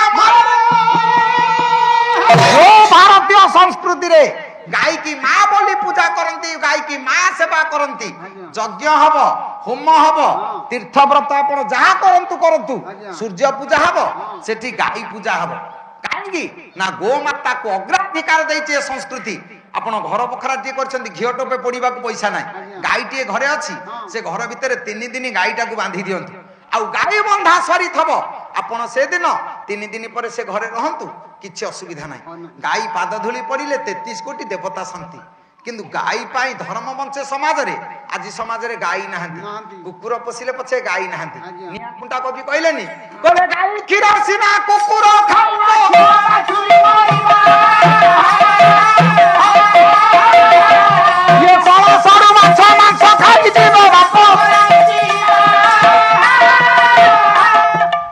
गाई क्षीर कुकुर खाइबो किंतु बाछुरी मरिबो बाछुरी सेवा नाही ताको 8 लिटर क्षीर दउथबो कुकुर सेवा करिबा गाई के मारिबा क्षीर दुइबा ता पिला को मारिबा 8 लिटर क्षीर दउथबा गाई एते क्षीर रोजगार होची संध्या बेले जदी ससुर बुढा कहबो मा देहटा टिके भलो लागुनी काई छेची कुटिया लागुची सीसिया लागुची टिके चा टिके कर दो ना क्षीर गाई ना मा जो क्षीर दुहाइतला सकाळ ना आउ कुकुर पे अछि ना तम पे गाई ना आज समाजर मनीष कुकुर ठो भी हीन कुकुर पछे पाई पछे क्षीर साहित्य हबो ससुर पे नाही किंतु आज समाजर मनीष केते हाई सोसाइटी रो मनीष हो जेते धनी गुणी ज्ञानी पंडित हो केई जने आमे छातीर हाथ मारी कहि परिबानी सकाळ उठिले मो बापा पाद तले मां पाद तले मो मुंडिया मारुची केई जने मां कहि परिबानी ଯେତିକି ମା ବସିଛେ ଆଜ୍ଞା। କେହି ଜଣେ କହିବ ସକାଳୁ ପାଇଲେ ମୁଁ ଅଧୁଆ ମୁହଁରେ ମୋ ସ୍ୱାମୀ କି ମୁଣ୍ଡିଆ ମାରୁଛି କାଇଁ ମ କେହି ନାହିଁ। ସାବିତ୍ରୀ ଦିନ ଠିକା ନେଇଛ ଗୋଟିଏ ମୁଣ୍ଡିଆ ମାରି ଦେଇଛ ବର୍ଷ ଯାକ ପାଇଁ ଗଲା ତ। ଆଉ କଣ ମୁଣ୍ଡିଆ ମରା ଦରକାର? ଆଜ୍ଞା, ଆଜ୍ଞା। କାହିଁକି କଥା କହୁଛି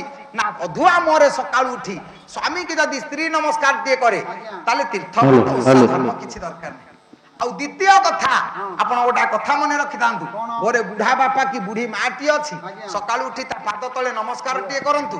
ଏତେ ଦିଅଁ ଦେବତା ଯିବା ଦରକାର ନାହିଁ।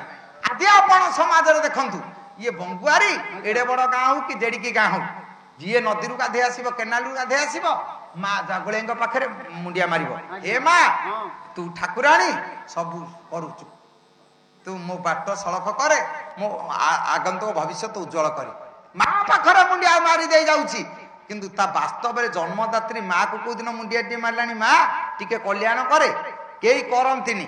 କାହିଁକି କଥା କହୁଛି ଆପଣ ଦେଖନ୍ତୁ ଯଦି ମା ବାପା ସନ୍ତୁଷ୍ଟ ହେବେ ପୁଅ ଜ୍ଞାନୀ ହବ ଯଦି ବାପା ମା ସନ୍ତୁଷ୍ଟ ହେବେନି ଅଜ୍ଞାନୀ ହେଇଯିବ। ଆପଣ ଦେଖୁନାହାନ୍ତି ଗଣେଶ କାର୍ତ୍ତିକ ଗଣେଶଙ୍କ ଉପରେ ବାପା ମା ଶାନ୍ତି ବୋଲି ଅଗ୍ରପୂଜ୍ୟ ହେଲେ ଯୋଉ କଥା କହୁଥିଲେ ଅଗ୍ରପୂଜ୍ୟ ଗଣେଶ ଗଣେଶ ସବୁ ଦେବତାଙ୍କ ଉପରେ ପୂଜା ପାଆନ୍ତି। ବାହାଘର ପୂର୍ବରୁ ଯଜ୍ଞ ପୂର୍ବରୁ ଗଣେଶ ଆଗେ ପୂଜା ପାଆନ୍ତି ପରେ ପୂଜା ପାଆନ୍ତି। ତାହେଲେ ସିଏ କହିଲେ ଯେ ଗଣେଶ ଯୋଉଦିନ ଶିବ ପାର୍ବତୀ ବାହା ହେଲେ ଗଣେଶ ତ ନଥିଲେ ଆଉ ପୂଜା ପାଇଲା କିଏ? କାହିଁକି ତମେ ପାଲା ଗାଉଛ କାଇଁ କଣ ହେଲା କି କିଏ ତମେ ଜାଣିବା ଦରକାର ଗଣେଶ ଯୋଉଠୁ ସୃଷ୍ଟି ହେଲେ ତାଙ୍କୁ ତ ବେକ କାଟିବା ପରେ ଶିବ ତାଙ୍କୁ ଆଉ ଥରେ ଜୀବନ ଆସ ଦିଆହେଲା। ଏତେ ବଡ ପ୍ରତିପତ୍ତି ଏଡେ ବଡ ପ୍ରତିଭା ତେଣୁ ସେଦିନ ଦେବତା ମାନେ ସନ୍ତୁଷ୍ଟ ହେଲେ ବାପା ତାଙ୍କୁ କଲ୍ୟାଣ କଲେ ଆଜିଠୁ ତମେ ଦେବତା ମାନଙ୍କ ଆଗରେ ଆବେ ପୂଜା ପାଇବ ଅଗ୍ରପୂଜ୍ୟ ଗଣେଶ। ତେଣୁ ସେ ଯୋଉ ଦିନଠୁ ଜନ୍ମ ହେଲେ ସିନା ସେଇ ଦିନଠୁ ଅଗ୍ରପୂଜ୍ୟ ଗଣେଶ ହେଲେ ଆଉ ଯୋଉ ଦିନଠୁ ଜନ୍ମ ହେଇନଥାନ୍ତେ ସେ କଣ ଅଗ୍ରପୂଜ୍ୟ ଗଣେଶ ହେଇଥାନ୍ତେ? କିଏ ତେମେ ଏ ବର୍ଷ ପାଲା ଗାଇ ଆସିଲ ବୋଲି ଯିଏ ପଚାରିବ ସନା ଦାସ ଆସିଥିଲେ କି ବିଶ୍ୱନାଥ ସ୍ୱାଇଁ ପାଲା ଗାଇ ଆସିଥିଲେ ତେମେ ଯୋଉ ଆସିନଥିଲ କଣ ଆର ବର୍ଷଠୁ ତମ ପୋଷ୍ଟର ବାଡି ହେଇଥିଲା ଏଠି ନାଇଁ ତ ତେଣୁ ଆସି ସାରିଲା ପରେ ଆଗ ନାମ ଆଗେ ନାମୀ ଆଗ ନାମ ନୁହଁ ଆଗେ ନାମୀ ତାପରେ ନାମ ପିଲା ଜନ୍ମ ହେଲା ପରେ ନାମ ଦିଆ ହେଲା। ଯଦି ପଚାରିବି ମଉସା ତମକୁ କେତେ ବର୍ଷ ନା ଏ ତ କେତେ ବର୍ଷ ହେଲା ତମେ କହିବ ମତେ 60 କି 50 ହେଲା ତମକୁ କଣ 60 ବର୍ଷ ନାଇଁ ତା ସାଙ୍ଗରେ ଆଉ ମିଶାଇ ଦିଅନ୍ତୁ 10 ମାସ ତା 10 ମାସ ପୂର୍ବରୁ ତମେ ସୃଷ୍ଟି ହେଇଛ ନା ସିନା ଦିଆ ହେଲା 10 ମାସ ପରେ କିନ୍ତୁ 10 ମାସ ପୂର୍ବରୁ ତମେ ସୃଷ୍ଟି ହେଇଛ ତାହେଲେ 60 ବର୍ଷ 10 ମାସ ତମକୁ 60 ବର୍ଷ ତମେ ଜାଣିଲ 10 ମାସଟା ଉହିଆ ରହିଲା। କାହିଁକି ଏ କଥା କହୁଛି ନା ଯୋଉ ଦିନଠୁ ଗଣେଶ ସୃଷ୍ଟି ହେଲେ ସେଇ ଦିନଠୁ ଅଗ୍ରପୂଜ୍ୟ ହେଲେ ଆଉ ଗଣେଶ ସୃଷ୍ଟି ହବା ପୂର୍ବରୁ ତ ସେ ସୃଷ୍ଟି ହେଇ ନଥିଲେ ଅଗ୍ରପୂଜ୍ୟ କିଏ ହେଇଥାନ୍ତେ? କାହିଁକି ଶିବ ପାର୍ବତୀ ବାହାଘରକୁ ତେମେ ସନା ଦାସ ନେଇକି କଳସ ବସେଇଥାନ୍ତ କିଏ ଇଏ ତାହେଲେ ଅଗ୍ରପୂଜ୍ୟ କେବେ ସିଏ ହେଲେ ସେଇଟା ଜାଣିବା ଦରକାର। ଜନ୍ମ ହେଲା ପରେ ଅଗ୍ରପୂଜ୍ୟ ହେଲେ ତା ସୃଷ୍ଟି ପୂର୍ବରୁ ଆସିଥାନ୍ତା କୋଉଠୁ? କାହିଁକି କଥା କହୁଛି ନା ବାପା ମା ସୃଷ୍ଟି ତ ସନ୍ତୁଷ୍ଟ ହେଲେ ବୋଲି ଗଣେଶ ହେଲା ଆଜ୍ଞା ଜ୍ଞାନୀ ହେଲେ ଅଗ୍ରପୂଜ୍ୟ କିନ୍ତୁ ଅଗ୍ରପୂଜ୍ୟ ହେଇପାରିଲେ କି କାର୍ତ୍ତିକ ହେଇପାରିଲେନି କାହିଁକି ନା ବଳୁଆ ସୁନ୍ଦରିଆ କିନ୍ତୁ ବାପା ମାଙ୍କର ଭକ୍ତି ନାହିଁ ନେ ବାପା ମା ତା ଉପରେ ହାତ ବଢେଇ ନାହାନ୍ତି। ତେଣୁ ସିଏ ସିନା ଦେବତା ମାନଙ୍କର ସେନାପତି ହେଲେ ବଳୁଆ ହେଲେ ସୁନ୍ଦରିଆ ହେଲେ କିନ୍ତୁ ୟାଙ୍କ ଭଳିଆ କଣ ଜ୍ଞାନୀ ହେଇପାରିଲେ କି? ଜ୍ଞାନୀ କିଏ ସେ କହିଲେ ବହି ପଢିଦେଲେ ଜ୍ଞାନ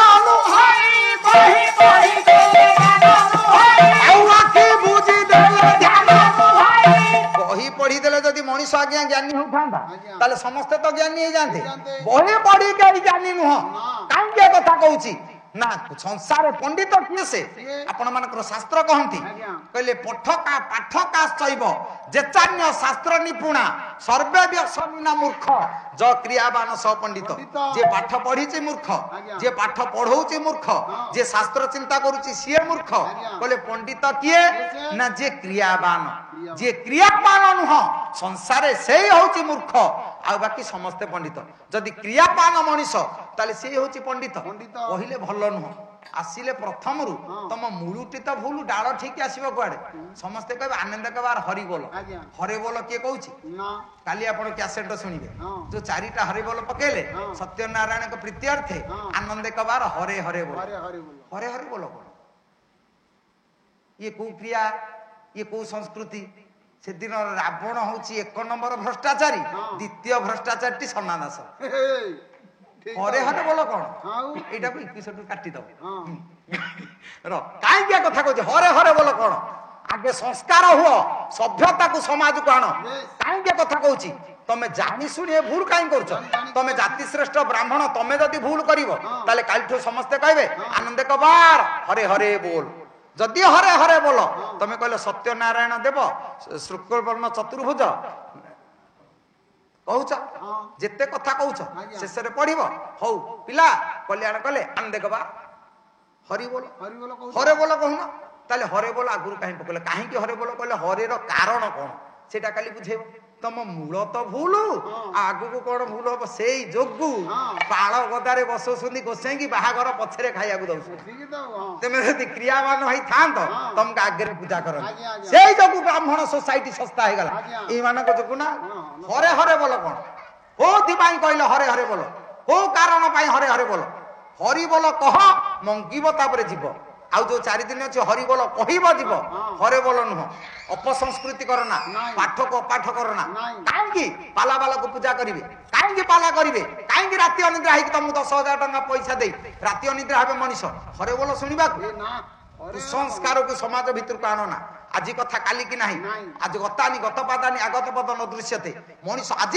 बंची काली बंचब आसंता काली सूर्य उदय देखिब बोली माने नहीं ताले संसार मूर्ख किए जी क्रियाहीन भित्तिहीन मनीष समाजर पृष्ठपोषक साजी जो मान अपसंस्कृति करती से मान होउछंती संसार मूर्ख बही पढ़िले कई ज्ञानी नुह जदि बही पढ़ीदेले मनीष ज्ञानी होता आज जुगर सोसाइटी रे मनीष क्वाली प्रति घरे क्वालिफाइड जुग बंधु सब घरे बीएम पढ़ा पिला देखंतु से दिन पंचम श्रेणी पढ़िबा पिला मेहर बही आज एमए कोर्स किंतु आज एमए पिला जदि कहब गीत पदे लेखे से लिखिब गुआ घियो से तो अरुआ को गुआ घियो कि रे पंचम श्रेणी पिला बही लिखिला एमए कोर्स वाला एमए पिला तू समाज को की वार्ता देलु ताले तत्कालीन मनीष मूर्ख आजिर मनीष मूर्ख सेते बेलर मूर्ख मनीष तयारी करिछि बड़ देउळ आजिर शिक्षित मनीष करिवो से दिनर मूर्ख मनीष करिछि कोणार्क मंदिर आजिर शिक्षित मनीष करिवो से दिनर मूर्ख मनीष करिछि हावड़ा ब्रिज आजिर शिक्षित मनीष करिवो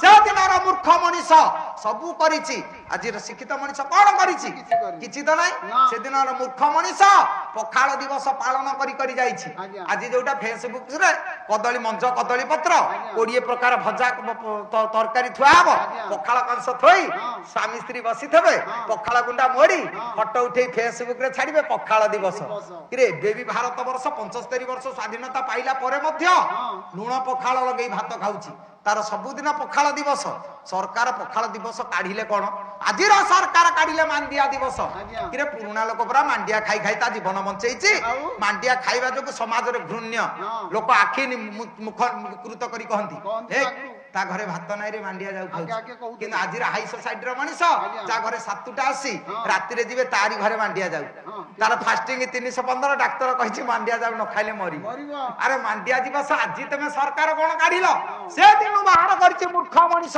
मांडिया दिवस 80 वर्षर बुढ़ा मांडिया खाई आंठू गंठी रेडी आज रोल पकड़ा खाई 35 वर्षर युवक आंठू भागुनी जोग व्यायाम करुछि 80 वर्ष हलानी ता आंठू तो रेडी तोर काहे भागुनी रियल पकड़ा झिंकुचु ना से दिन मांडिया जाऊ खाइछि पखाल खाइछि बोली से जानिछि पखाल दिवस मांडिया दिवस आजिर शिक्षित मनीष जहा बाहर करिछि एटा आजि नुआ नुह सब पुराना कथा को देखि आजिर मनीष बाहर करिछि किंतु या दिरे मान नाही ता दिरे मान थिला काहे कथा कहूछि आजिर मनीष बुद्धि रे खाद्य प्राण नाही कि ता खाद्य रे खाद्य प्राण नाही जदि बुद्धि रे खाद्य प्राण थांता प्रति घरे शिक्षित पुआ झी अछंती से दिनर मूर्ख मनीषठू आजिर शिक्षित मनीष को गुण रे ठीक नुह ना को गुण रे बड़ नुह जोति बाई कहली सेते बेलर मूर्ख मनीष मा घरे गाईटे पोसुथला काई भी कहूचे कथा ना गाई पाई धर्म मचे गो भी वेदेश वेद काकू कहबा सकाळे आज्ञा गीता दी धाड़ी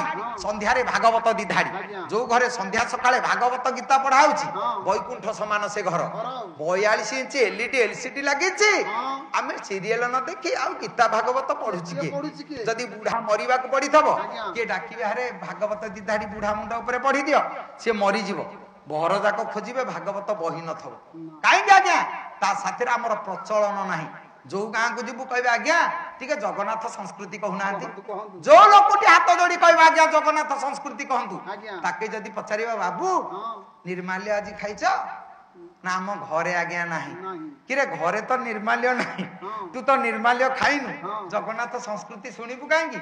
ଆଜି ଯୁଗର ମଣିଷର ରୁଟି ଖାଇବାକୁ ମନ, ଆଜ୍ଞା। କିନ୍ତୁ ଘରେ ବେଲେଣା ପଟା ନାହିଁ କି କାଠି ନାହିଁ। କଣ ଥାଳି ପଛପଟେ ଫୁଙ୍କୁ ନଳୀରେ ପେଲିବୁ? କିରେ ତୋ ଘରେ ତ ସଜ ନାହିଁ, ରୁଟି ଖାଇବାକୁ କାହିଁକି ମନ? ଆଗେ ନିର୍ମାଲ୍ୟ ଘରେ ଥୁଅ, ତାପରେ ଜଗନ୍ନାଥ ସଂସ୍କୃତି ଶୁଣିବୁ। ଯୋଉ ସଂସ୍କୃତିର ମୂଳ ଉତ୍ସବ ଜଗନ୍ନାଥ ମହାପ୍ରଭୁ, ସେ ସଂସ୍କୃତି ଆମକୁ ପ୍ରତି ଛତ୍ରେ ଦିଗ୍ଦର୍ଶନ ଦେଇ ଚାଲିଛି। ମଣିଷ ନିର୍ମାଲ୍ୟ ଟିକେ ଘରେ ଥୋଇନି, ନିର୍ମାଲ୍ୟ ଖୋଜିବାକୁ ଗଲେ ପଚାରିବ ମାଉସୀ ନିର୍ମାଲ୍ୟ କେତେ? ନା ବାପା 10 ଟଙ୍କା। ନା ମାଉସୀ 7 ଟଙ୍କା ନଉନି। ନିର୍ମାଲ୍ୟ 10 ଟଙ୍କା ଆଣିବ, ତାଠୁ 3 ଟଙ୍କା କାଟୁଛି, ଯାହାକୁ ଖାଇଲେ ବଞ୍ଚିବ। ଆଚିକା ଫଟି ଶିଶିଟା ଯଦି 60 ଟଙ୍କା ହେଇଥିବ 90 ଟଙ୍କା ସିଏ କହିବ, ଥିରି ଚୁପ୍ କିରି ପକେଟରେ ଥୋଇ ଆଣି ଖାଇବ। ତାକୁ ଖାଇଲେ ମରିବ ଯେ ଦବ 30 ଅଧିକା, ତାକୁ ଖାଇଲେ ବଞ୍ଚିବ ଯେ ତାଠୁ କାଟୁଛି 3। ଜଗତର ନୀତି ପରା। ଚପଲ ବିକା ହବ ଏସି ରୁମ୍ ଭିତରେ, ଗ୍ଲାସ ହାଉସ ଭିତରେ, କିନ୍ତୁ ଫୁଲକୋବି ଆମେ ଖାଇବା ଅଣ୍ଟେ ବାଲିରେ ବିକା ହବ। ତାକୁ ଖାଇବା ଯେ ରୋଡ ଘାଟରେ ଧୂଳିରେ ବିକା ହବ, ତାକୁ ପିନ୍ଧିବା ଯେ ସେ ଏସି ରୁମ୍ ଭିତରେ ବିକା ହବ। କାହିଁକି ନା ଆମେ ଶିଖିଛେ ସେ ଯୋଉ ବୋପା ଘର କରିଛି, ଏସି ଲଗେଇଛି, ବିଲ କିଣି ଦେଇଛି, ବାପା ଯଦି ଏସି ରୁମ୍ ଭିତରେ ପଶିଯିବ ନାତି ନାତୁଣୀ ଭିଡିକି କାଢିଦେବେ। ତୁ ଯା ବୁଢା ବାହାରେ ଶୁଅ, କଣ ତୁ ଏଠି ଘର ଭିତରେ ଶୋଉଛୁ, ଗନ୍ଧଉଛୁ? ସିଏ ଶୋଇବନି, ସିଏ କରିଛି। କିନ୍ତୁ ଅଜା ଯଦି ଘରକୁ ଆସିବେ, ଅଜା ତମ ଦିହ ତାତି ଯାଉଥିବ, ଖରାରେ ଆସିଛ, ଆସୁନ ଟିକେ ଏସି ଭିତରେ ଶୋଇଦବ। ଘର କଲା ସିଏ, ସିଏ ବାହାରିବ ଘରୁ, ସିଏ କରିନି, ସିଏ ଶୋଉଛି। ଜଗତର ନୀତି। ମୂଷା ଦିନ ରାତି ଲାଗି କରିବ ଗାତ, ଶୋଇବ କଣ ମୂଷା? ଶୋଇବ ସାପ। ମୂଷା ଟିକେ ଖାଇବ, ଶୋଇବ ସାପ। ସିଏ କଲା ଘର ନା, ଆଉ ଶୋଇବ କିଏ? ସେମିତି ବାପା କରିବ ଘର, ଶୋଇବ ଶ୍ୱଶୁର। ମହୁ ଥୋଇବ ମାଛି, ଖାଇବ କଣ ମହୁ ମାଛି? ଆମେ ତା ମୁହଁରେ ନିଆଁ ଲଗେଇ ଚାଟିବା, ଥଣ୍ଡା ଭଲ ହବା। ଥୋଇଲା ସିଏ, ଖାଇବା ଆମେ। ତେଣୁ ସେମିତି ବୋପା କରିବ ଘର, ଥୋଇବ ଶ୍ୱଶୁର। ଜଗତର ନୀତି ଆଜିର କଥା ନୁହଁ, ଏ ସଂସ୍କୃତି ଯୋଉଦିନୁ ହେଇଛି, ଯିଏ କରିଛି ଏ ଜଗତ ତାକୁ ଦେଇନି। କାହିଁକି? ଏ ସମାଜ ଏମିତି ଅନ୍ଧ, ଯିଏ କରିଛି ତାକୁ କିଛି ଦେଇନି ନା ସମାଜରେ ଦେବେନି। ଯିଏ ନ ଦେଇଛି ସମାଜରେ ତାକେଇ ଦେବେ। ଗାଈ କ୍ଷୀର ଦେଲା, ଘିଅ ଦେଲା, ଲହୁଣୀ ଦେଲା, ଛେନା ଦେଲା, ରାବିଡି ଦେଲା, ତା ପିଲାକୁ ବଡ କରି କୃଷି କାର୍ଯ୍ୟରେ ଆମେ ଲଗେଇଲେ। ଗାଈ ଜାତୀୟ ପଶୁ, ଜାତୀୟ ଚକ୍ରରେ ଲେଖା ହେଇଛି ଜାତୀୟ ପଶୁ ବାଘ। ସବୁ ଯିଏ ଦେଲା ତା ନାଁ ଲେଖିଲନି, ତା ନାଁ ନାହିଁ। କାହିଁକି ତା ନାଁ ନାହିଁ? ନା ସମାଜର ରୀତି, ଯିଏ ଦବ ତାର ସମାଜରେ ଭୂମିକା କିଛି ନାହିଁ। ସେଇଥିପାଇଁ କହିଲେ ଯେ ଜଗତ ଭିତରେ ଯେତେ କଥା ଆପଣ କରନ୍ତୁ ନା କାହିଁକି, ଭାଗ୍ୟବାନ ସିନା ଭାଗ୍ୟ ଫଳ ଲଭେ,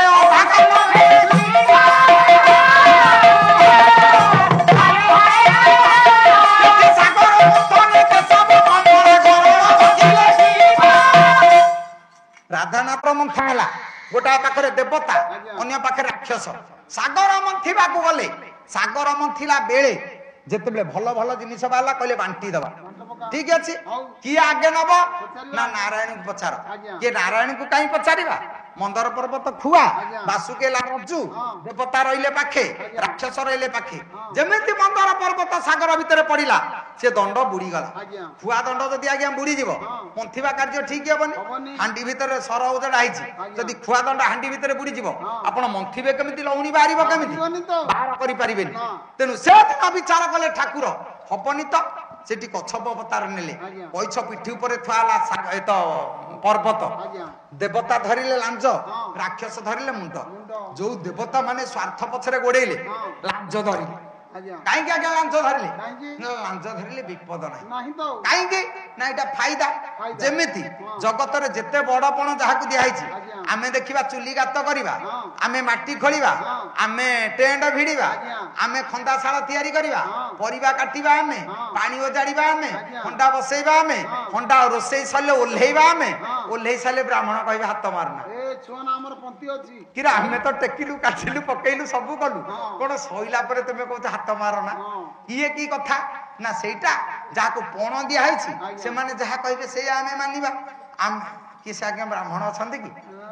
ହଁ, ଥିଲେ ବି ରାଗିବେନି। ଆମେ କଣ ତମକୁ କହୁଛୁ? ନାଇଁ, ରାମ ଯୋଉ ମାଇଲେ କଣ ଜଗତ ଯାକ ବ୍ରାହ୍ମଣକୁ କି? ଖାଲି ରାବଣକୁ ନା? ଆଉ ସେମିତି ଆମେ ଯୋଉ ମାରିବୁ ଖାଲି ସନା ଭାଇନାକୁ ନା? କାହିଁକି ଏ କଥା କହୁଛି? ତମେ ତ କହିଛ ଅନୁକୂଳ ଦିନ ବାଦ ହବ, ବାଦ ଏଇଠି ଶିଖେଇଦେବି, ଛାଡିବି। ହଁ, କାହିଁକି ଏ କଥା କହୁଛି ଆପଣ ଦେଖନ୍ତୁ। କହିବାର ଉଦ୍ଦେଶ୍ୟ, ସେଦିନ ବାଣ୍ଟିଲେ, ବାଣ୍ଟିଲା ବେଳେ କହିଲେ କିଏ ନବ? ନାରାୟଣଙ୍କ ସହଯୋଗରେ ତ ସାଗର ମନ୍ଥା ହେଇଛି। ଆଜ୍ଞା। ନାରାୟଣକୁ ପଚାର। ପଚାର। ନାରାୟଣ କହିଲେ ମୁଁ ଲକ୍ଷ୍ମୀ କି ନେବି।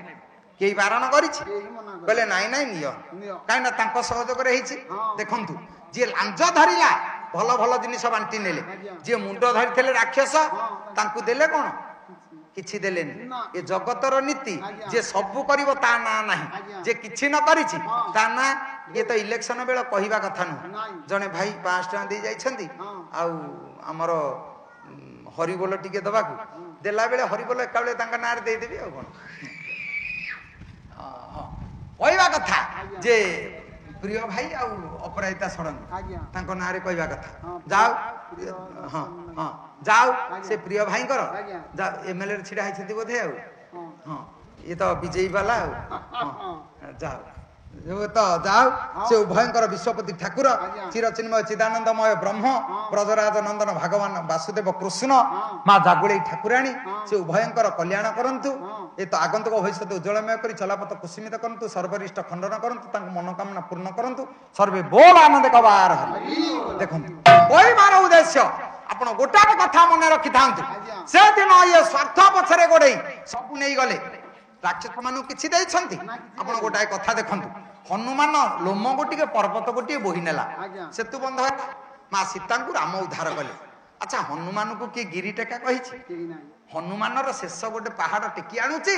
ବନ୍ଧ ପୂର୍ଣ୍ଣ ହେଇସାରିଲାଣି। ଆଜ୍ଞା। ପ୍ରଭୁ ଠାରିଦେଲେ ହନୁ ଆଉ ପାହାଡ ଆଣ ନା ବନ୍ଧ ପୂର୍ଣ୍ଣ ହେଇଗଲାଣି।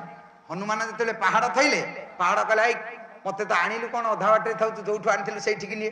ଯେତେବେଳେ ଦୀର୍ଘ ସମୟ ଗଲା ପ୍ରଭୁ ପଚାରିଦେଲେ କହିଲେ ହନୁ ଆସୁନ ଛିଡା ହେଇଛ କାହିଁକି? ନା ପ୍ରଭୁ ମତେ ପାହାଡ ଛାଡୁନି। କାହିଁକି? ନା ସେ କହୁଛି ମତେ ଯୋଉଠୁ ଆଣିଥିଲୁ ସେଇଠି ଛାଡେ ମୁଁ ଏଠି ରହିବିନି। ଆସିଲେ ପ୍ରଭୁ କହିଲେ କଣ ହେଇଛି ତମ ଦ୍ୱନ୍ଦ? ପାହାଡ କହୁଛି ପ୍ରଭୁ ମୁଁ ଏଡେ ପାପି ସମସ୍ତଙ୍କ ଉପରେ ପାଦ ପକେଇବେ ମୁଁ ଏଡେ ହତଭାଗ୍ୟ ମୋ ଉପରେ ଟିକେ ପାଦ ପଡିବନି ଆପଣଙ୍କର? ପ୍ରଭୁ ଆସିଲେ କହିଲେ ତମର ଏଇଥିପାଇଁ ମନ ଦୁଃଖ ହେଲା ପାଦ କାହିଁକି ତମ ଉପରେ ପକେଇବି? ପରବର୍ତ୍ତୀ ଜନ୍ମରେ ଆର ତ ଯୁଗରେ ତମକୁ ମୁଁ ମୁଣ୍ଡ ଉପରେ ଟେକି ଧରିବି। ଧରିକି ହନୁମାନର ବଳକା ପାହାଡଟା ହେଲା ଗିରି ଗୋବର୍ଦ୍ଧନ। ଆଜ୍ଞା। ଯାହାକୁ ଟେକିଲେ କୃଷ୍ଣ ସିଏ ଗିରି ଟେକା ପଥର ଟେକା ପାହାଡ ଟେକା ପର୍ବତ ଟେକା ସବୁ ଟେକା। ଆଚ୍ଛା ହନୁମାନର ବଳକା ପାହାଡ ଟେକି ଇଏ ପର୍ବତ ଟେକା। ଆଜ୍ଞା। ହନୁମାନ ଲୋମ ଗୋଟିକେ ପର୍ବତ ଗୋଟିଏ ନେଲା ତାକୁ ତ କେହି ପଥର ଟେକା କହିଲେନି। କେହି ହେଲେ କେହି କାହିଁକି? ନା ଏ ବଡ ଲୋକଙ୍କର ଆଉ ଅଳପ ଲୋକ ବିପରୀତ। ବଡ ଲୋକଙ୍କ କଥା ପରା ଅଳ୍ପ ଲୋକ ପାଇଁ ଏଇଟା ବିପରୀତ ଆଜ୍ଞା। କିନ୍ତୁ ବଡ ଲୋକଙ୍କ ପାଇଁ ଏଇଟା ବଡ କଥା। ଆଜ୍ଞା। ମାଟି ଖୋଳିବା ଆମେ ଗଛ ଆଣିବା ଆମେ ମନ୍ତ୍ରୀ ଖାଲି ଧରିଦେବେ ସେଇଟା ଫଟୋ ଉଠି ପେପରରେ ବାହାରିବ ମନ୍ତ୍ରୀ ବୃକ୍ଷରୋପଣ କରୁଥିଲେ। ଆଉ ଯୋଉ 100 ଏକର ଲାଗିଲା ଲଗେଇଲା କିଏ? ମନ୍ତ୍ରୀ।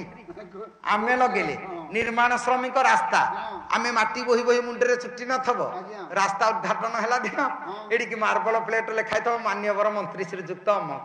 ଆମର ଚୁଟି ନାହିଁ ନା ଲେଖା ହେଇଛି ତାଙ୍କର। କାହିଁକି? ନା ଏଇଟା ବଡ ଲୋକଙ୍କର ମତ ଅଳ୍ପ ଲୋକ କିଛି କରିପାରିବନି। ଏଇଟା ଅଳ୍ପ ଲୋକ ପାଇଁ ଶ୍ରମ ସାଧ୍ୟ ନୁହଁ। କହିବାର ଉଦ୍ଦେଶ୍ୟ ସେଦିନ ହନୁମାନଙ୍କୁ କେହି ହେଲେ ଗିରି ଟେକା କହିଲେନି ପାହାଡ ଟେକା କହିଲେନି। ମାଲୋ କାହିଁକି ଆମେ ଏତେ ବାଟ ଗଲେ? ନା ଗୋଭି ବେଦେଇଶ ବେଦ କହିଲେ ଗୀତା ଭାଗବତ ଯୋଉ ଘରେ ପଢା ହୁଏ ତାକେ କହନ୍ତି ବୈକୁଣ୍ଠ। ଗୋଭି ବେଦେଇଶ ବିପ୍ରେଇଶ ବିପ୍ର ବ୍ରାହ୍ମଣଙ୍କ ପାଦ ଧୂଳି ଯଦି ଘରେ ପଡିଯାଏ ଲକ୍ଷ୍ମୀ ଆବିର୍ଭାବ ହୁଅନ୍ତି। ଯୋଉଥିପାଇଁ ଶାସ୍ତ୍ର କହନ୍ତି ଯେ ଗୁରୁ ନିନ୍ଦା ନର୍କେ ଯାନ୍ତ୍ରୀ ବିପ୍ର ନିନ୍ଦା କୁଳକ୍ଷୟ। ବ୍ରାହ୍ମଣ ନିନ୍ଦା କଲେ ବଂଶ ଧ୍ୱଂସ ହେଇଯିବ ଆଉ ଗୁରୁ ନିନ୍ଦା କଲେ ନର୍କରେ ପଡିବ। ଯେ ସବୁ ବ୍ରାହ୍ମଣ ସିନା ଯେ କୁଳ ପୁରୋହିତ ତା ନିନ୍ଦା କଲେ ନର୍କରେ ପଡିବ ଇଏ ତ ଆମ ପ୍ରତିଦ୍ୱନ୍ଦ୍ୱୀ ଆଠ ନିନ୍ଦା କଲେ କିଛି ନାହିଁ। ଯଦି ବ୍ରାହ୍ମଣ ନିନ୍ଦା କଲେ କୁଳକ୍ଷୟ ଯିବ। ଅର୍ଜୁନ ହଉଛନ୍ତି ଛାତ୍ର ଦ୍ରୋଣ ହଉଛନ୍ତି ଗୁରୁ ସିଏ ବ୍ରାହ୍ମଣ ଇଏ କ୍ଷତ୍ରିୟ ସେଥିପାଇଁ ତକେଇଥିଲେ ନଗେଇଦେଲେ ନା ଆଉ। ଆତ୍ମାର ହୋଇଲ ଇଏ ଗୁରୁ ବ୍ରାହ୍ମଣ ଆତ୍ମାର ଯିଏ ବୈରୀ ଗୁରୁ କିଏ ବ୍ରାହ୍ମଣ କିଏ ଲଗା। ତେଣୁ ପ୍ରତିଦ୍ୱନ୍ଦିତା ଯିଏ କଲା ତା ସାଙ୍ଗରେ କଣ ଅଛି? ଆମେ କଣ ଆଗେ କଳି କରିଛୁ କି? ସିଏ ତ ଆଗେ କରିଛନ୍ତି ଆମର କଣ ନାହିଁ। କହିବାର ଉଦ୍ଦେଶ୍ୟ ବ୍ରାହ୍ମଣ ପାଦ ଧୂଳି ଯଦି ଘରେ ପଡେ ତାହେଲେ ଆପଣ ଦେଖିବେ ଲକ୍ଷ୍ମୀ ଆବିର୍ଭାବ ହୁଅନ୍ତି। କିନ୍ତୁ ଆଜି ଯୁଗରେ ତିନି କଥା ଆଜ୍ଞା ଶସ୍ତା ତିନି କଥା ଛଣ ହଁ। ଲୁଣ ହଁ। ବ୍ରାହ୍ମଣ ଆଜ୍ଞା ଛଣ ଛଣ। ବିଲୁରୁ ଆଉ ଆସୁନି ନା। ଗାଁ ଯାକ ତ ଛାତ ଘର ଛଣ କଣ ହବ କୋଉଠି ଆଉ ଅବା କଣ? ଗୋରୁ ଥାନ୍ତେ ଆଜ୍ଞା। ଖାଆନ୍ତେ ଗୋରୁ ତ ଘରେ ନାହାନ୍ତି ନାଇଁ। ତେଣୁ ଛଣ ବିଲେ ରହିଲା ବିଲେରେ। ତାକୁ କେହି ପଚାରିଲେନି ନା। ଲୁଣ ଲୁଣ। ଲୁଣ ଦୋକାନୀ ଭାଇ କଣ ଲୁଣ ବସ୍ତା ଦୋକାନ ଭିତରେ ଥୋଇବ ପଦାରେ ଥୋଇବ କହିବ ପକେଟଟା କିଏ ନେଲେ ନଉ ଶସ୍ତା ଜିନିଷ ଆଜ୍ଞା। ବ୍ରାହ୍ମଣ ବ୍ରାହ୍ମଣ ସବୁଠୁ ଶସ୍ତା ଶସ୍ତା। କାହିଁକି କାହିଁକି? ଆପଣ ଦେଖୁନାହାନ୍ତି 7 ଲକ୍ଷ ଟଙ୍କା ବଫେରେ ଖର୍ଚ୍ଚ କରିଥିବେ ଆଜ୍ଞା।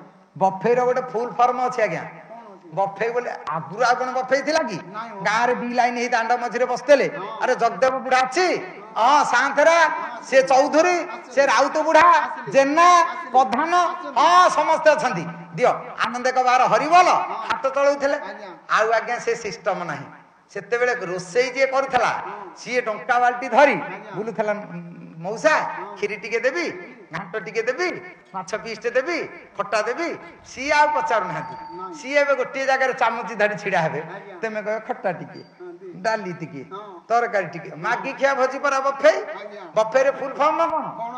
ବରେ ବସିବାକୁ ଜାଗା ନାହିଁ ବୁଲିକି ଠିଆ ହେଇକି ଖାଇ ଇଆଡେ ସିଆଡେ କାମ ଆଉ।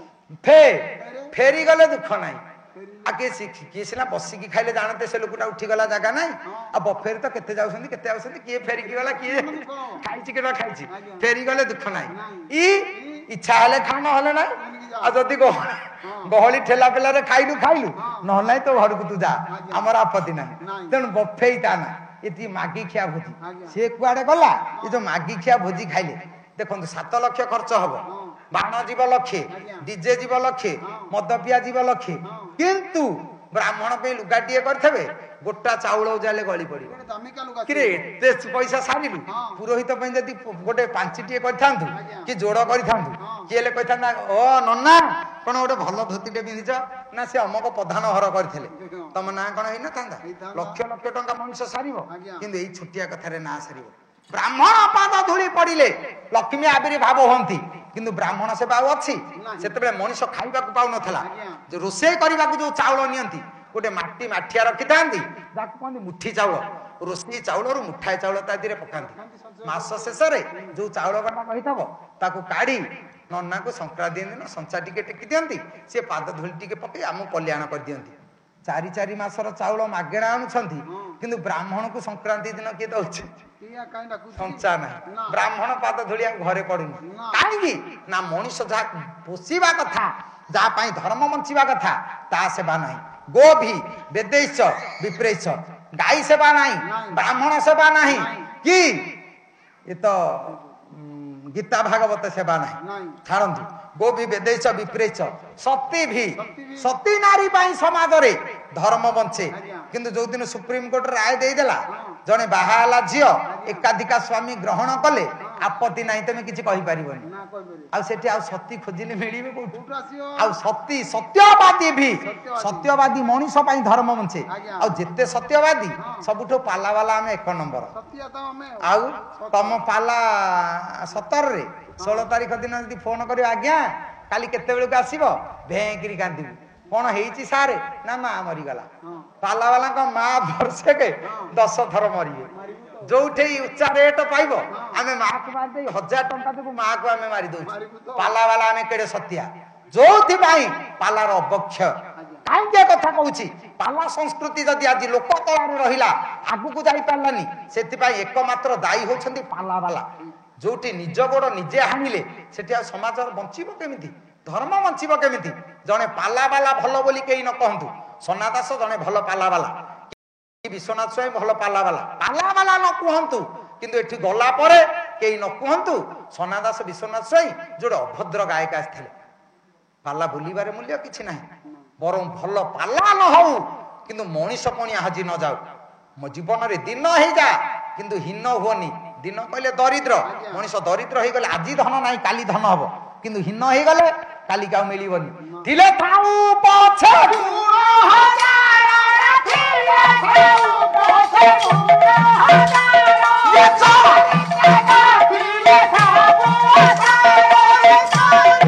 ହଜାର ଗୁଣର ଅଧିକାରୀ ଯଦି ଚରିତ୍ର ଭୁଲ ହେଇଗଲା ତାହେଲେ ସର୍ବନାଶ ହେଇଗଲା ତେଣୁ ଜୀବନରେ ମଣିଷ ପିଲାକୁ ପାଠ ପଢାନ୍ତୁ ଆପଣ ଯେତିକି ମଉସା ବସିଛନ୍ତି ଭାଇ ବସିଛନ୍ତି ଗୋଟାଏ କଥା ମନେ ରଖିଥାନ୍ତୁ ପିଲାର କ୍ୟାରିୟର ଗଠନ କରିବାରେ ଆପଣ ଯେତିକି ରଖିଛନ୍ତି ତା କ୍ୟାରେକ୍ଟର ଗଠନରେ ଆହୁରି ଆଗକୁ ଯାଆନ୍ତୁ। କ୍ୟାରିୟର ଗଠନ ବଡ଼ କଥା ନୁହଁ, କ୍ୟାରେକ୍ଟର ଗଠନ ବଡ଼ କଥା। ଯିଏ ପଚାରିବ ସାରେ ଆଉ କଣ ସବୁ ଭଲ ମନ୍ଦ, ନା କିଛି ବାଗ ନାହିଁ, କଣ ଅସୁବିଧା କଣ, ନା ଭାଇ ଯୋଡ଼େ ପୁଅ, କରୁଛନ୍ତି କଣ, ନା MA ପଢିଛନ୍ତି, କରୁଛନ୍ତି କଣ, ନା ମଦ ଖାଇ ଗାଁ ମୁଣ୍ଡ ଡ୍ରେନରେ ଗଡୁଛନ୍ତି। ତାହେଲେ ସେ ଡବଲ MA ଛାଡି ଟ୍ରିପଲ MA କି 7ଟା MA କଲେ ବି ମୂଲ୍ୟ ନାହିଁ। ବରଂ 5ମ ଶ୍ରେଣୀ ପାଠ ପଢିଥାନ୍ତୁ, କେହି କହନ୍ତୁନି ଯେ ଅମକ ଲୋକର ପୁଅ ଅଭଦ୍ର। କେହି ହେଲେ କହିବାରେ ପିଲା ମୂର୍ଖ ହଉ, କିନ୍ତୁ ବଙ୍ଗୁଆରୀ ଏଡେ ବଡ ଗାଁ, ଏ ଗାଁରେ ତା ଭଳିଆ ପୁଅ କିଏ ଜନ୍ମ କରିଛି ରେ। ସେଇ ହଉଛି ମଣିଷ ପଣିଆ। ଜୀବନରେ ଯୋଉ ମଣିଷ ପଣିଆ ତିଆରି କରି ପାରିଲାନି, ସେ ବାପା ମା ପଣୁକୁ ସତ ଧିକ୍। ଆମେ ବାପା ମା ଜନ୍ମ ହେଇଛେ, ଯଦି ପିଲାଙ୍କୁ ସଜାଡି ନ ପାରିଲେ ସେଥିପାଇଁ ଦୋଷୀ କିଏ? ପିଲା ଦୋଷୀ ନୁହଁ, ଆମେ ବାପା ମା ଦୋଷୀ। ଯୋଉଥିପାଇଁ ଯୋଡ଼ିଏ ମା ପାଇଁ, ଗୋଟିଏ ମା ପାଇଁ ରାମାୟଣ, ଗୋଟିଏ ମା ପାଇଁ ମହାଭାରତ। କାହିଁକି ମା ଏ କଥା କହୁଛି? ଯୋଡ଼ିଏ ମା କୁ ଆପଣ ଦେଖନ୍ତୁ, ରାମାୟଣରେ ଗୋଟିଏ ମା, ମହାଭାରତରେ ଗୋଟିଏ ମା। କାହିଁକି ଆଜି ସମାଜର ମଣିଷ ଝିଅ ଜନ୍ମ କରିବାକୁ ଆମେ ଭଲ ପାଉନୁ। ଝିଅ ଜନ୍ମ କଲେ ସବୁ ବୋହି ନବ, ପୁଅ ଜନ୍ମ କରିବା ସମାଜରେ କେଡେ ବଡ କୁଚ୍ଛିତ କଥା। ଦେଖନ୍ତୁ ଭାଇ, ମୁଁ ଗୋଟେ ଭଲ ସୁନ୍ଦରିଆ ପିଲାଟେ ଦେଖିବୁ ନା, କାହିଁକି ନା ପୁଅଟାକୁ ବାହା କରିବା। କିରେ ଝିଅ ତ କେହି ଜନ୍ମ କରିବନି, ଆଉ ସୁନ୍ଦରିଆ ବୋହୂ ଆସିବେ କୋଉଠୁ? ଝିଅ ସିନା ଜନ୍ମ କଲେ ବୋହୂ, ଝିଅ ଜନ୍ମ କରିବାକୁ ମଣିଷ ଭଲ ପାଇବନି, କିନ୍ତୁ ସୁନ୍ଦରିଆ ବୋହୂ ଆଣିବ। ବିଲ ଚାଷ କରିବାକୁ ଭଲ ପାଇବନି, ଭଲ ସରୁ ଅରୁଆ ଖାଇବ। ପୋଖରୀ ଖୋଳିବାକୁ ଭଲ ପାଇବନି, ଥଣ୍ଡା ପାଣିରେ ବୁଢିକି ଗାଧେଇବ। ଭଲ ଆମ୍ବ ଗଛ ଲଗେଇବାକୁ ଭଲ ପାଇବନି, ମିଠା ଆମ୍ବ ଖାଇବ। କିରେ ଲଗେଇଲେ ସିନା ଖାଇବୁ, ଲଗେଇବାନି ତ ପାଇବା କୋଉଠୁ? ଆଗେ ଲଗାନ୍ତୁ, ତାପରେ ପାଇବେ। ଜୀବନରେ ମଣିଷ ପୁଅ ଜନ୍ମ କରିବାକୁ ଭଲ ପାଏ, ଝିଅ ଜନ୍ମ କରିବାକୁ ଭଲ ପାଏନି। ପୁଅ ଜନ୍ମ କରି ଲାଭ କଣ? ଝିଅ ଜନ୍ମ କରନ୍ତୁ। ଦ୍ରୌପଦୀ ମୁର୍ମୁ ଆଦିବାସୀ ଘରର ଝିଅଟିଏ, ଗାଁରେ ଲାଇନ ନାହିଁ, ଗାଁକୁ ରାସ୍ତା ନାହିଁ, ଭାରତର ମୁଣ୍ଡ। ସେମିତି ଝିଅଟିଏ ଜନ୍ମ କରନ୍ତୁ। 1000 ପୁଅ ଜନ୍ମ କରିଥିବେ, କଣ ଆସିକା ଫଟି ଖାଇକି ଟାଉନ ବଜାରରେ ବୁଲୁଛି, ଲାଭ କିଛି ନାହିଁ। ତେଣୁ ଏ ଝିଅ ସହିତ ସେ 100 ପୁଅ ସମାନ ହେବେନି। କାହିଁକି? ଆପଣ ମାନଙ୍କର ଯାଜପୁର ଜିଲ୍ଲାର କବି ମଞ୍ଜୁଳ କବି ବସୁ ବୋଲେ, ଗୋଟିଏ ନରକୁ ଧାର ପାଇକି ପୁତ୍ର ମନାସନ୍ତି,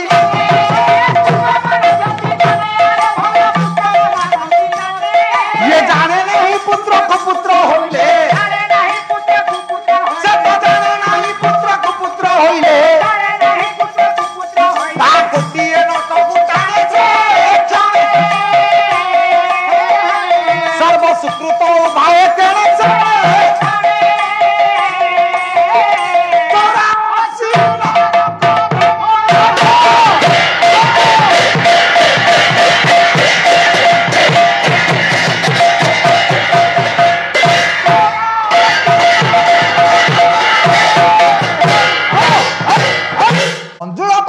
କହିଲେ ଗୋଟିଏ ନରକରୁ ଉଦ୍ଧାର ହେବା ପାଇଁ ଆମେ ପୁଅଟିଏ ଜନ୍ମ କରୁ, କିନ୍ତୁ ମା 83 ନରକରୁ ଉଦ୍ଧାର କରେ ଝିଅ, ଗୋଟିଏ ନରକରୁ ଉଦ୍ଧାର କରେ ପୁଅ।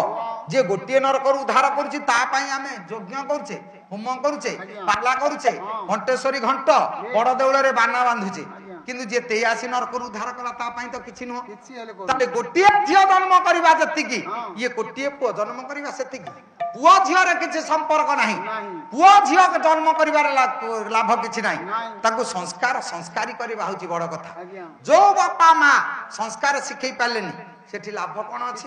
ତେଣୁ ସଂସ୍କାର ଆଣିବା ସେଇଟା ହଉଛି ଜୀବନରେ ବଡ ଲକ୍ଷ୍ୟ। ଯଦି ସଂସ୍କାର ଆଣି ନ ପାରିଲେ ଲାଭ ନାହିଁ।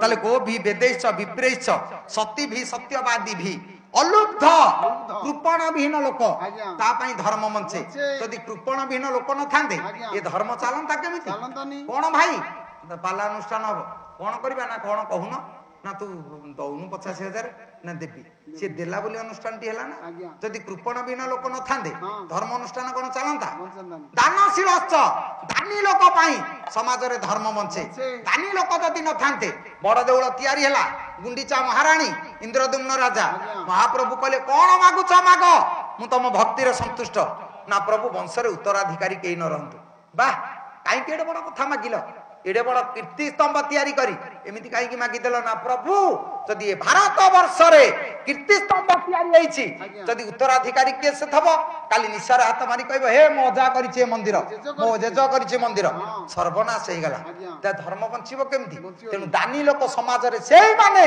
जो माने वंश बुडी जाऊ पछे उत्तराधिकारी न रहंतु किंतु ये समाज रे धर्म बंचु धर्म को बंचेछि केसे सेही माने ଯଦି ଧର୍ମ ସେମାନଙ୍କ ପାଇଁ ବଞ୍ଚିଛି ହଁ। ଏମାନେ ଏତେ ବାଟ ଗଲେ କାହିଁକି ନା ଯୋଉଥିପାଇଁ ଗଲେ ଚୋରି ନାରୀ ହତ୍ୟା ମିଥ୍ୟା ମିଥ୍ୟା। ଚାରି କଥା ଛାଡି ଜଗତରେ ସବୁ କରେ ଆଜ୍ଞା। ଜଗତରେ ଚୋରି କର ନା ଚୋରି କର ଧର୍ମ ଧର୍ମ ଚୋରି ଧର୍ମ କର। ଚୋରି କଲେ ଠିକ ଅଛି ଆଜ୍ଞା। ଲୁଚି ଛପି ଧର୍ମ କରିବେ ହଁ। ଦେଇଛନ୍ତି କହିବେନି କହିବେନି। ଏଇଟା ହଉଛି ଧର୍ମ ଆଜ୍ଞା। ଚୋରି ନାରୀ ପର ଝିଅ ବୋହୁ ପଛରେ ଗୋଡେଇଲେ ଆଜ୍ଞା। ମଣିଷର ପାପ ହବ ହଁ। କିନ୍ତୁ ନାରୀ କାହାକୁ କହନ୍ତି ନରୀ ନାରୀ ନାରୀ। ଯାହାର ଶତ୍ରୁ କେହି ନାହାନ୍ତି ଆଜ୍ଞା। ଶତ୍ରୁ ପବନର କେହି ଅଛି କେହି ନାହିଁ। ଆପଣ ସମସ୍ତଙ୍କ ସାଙ୍ଗରେ ଶତ୍ରୁ ହେବେ ହଁ। ଏଇ ତୁମ ଶତ୍ରୁ ଆମ ଘର ଦ୍ୱାର ଯିବୁନି ପବନକୁ ମନା କରିବା ଆମ ଘରକୁ ଯିବୁନି ତାକୁ ମନା କଲେ ବଞ୍ଚିବ। ଜୀବନ ଚାଲିଯିବ ହଁ। ତେଣୁ ତା ସାଥିରେ ଶତ୍ରୁ ନାହିଁ ନାହିଁ। ଚୋରି ନାରୀ ହଁ। ହତ୍ୟା ହତ୍ୟା। ଜୀବ ହତ୍ୟା କଲେ ପାପ ଆଜ୍ଞା। କିନ୍ତୁ ଷଡ଼ରିପୁ ହତ୍ୟା କଲେ ପୁଣ୍ୟ ପୁଣ୍ୟ। ମିଥ୍ୟା ମିଥ୍ୟା। ଜଗତରେ ମିଛ କହିଲେ ପାପ ଆଜ୍ଞା। କିନ୍ତୁ ଜନଜଗତ କଲ୍ୟାଣ ଉଦ୍ଦେଶ୍ୟରେ ଆଜ୍ଞା। ଯୋଉ ମିଛ କୁହାଯାଏ ହଁ। ଜଗତରେ ସେଇଟା ହଉଛି ପୁଣ୍ୟ ପୁଣ୍ୟ।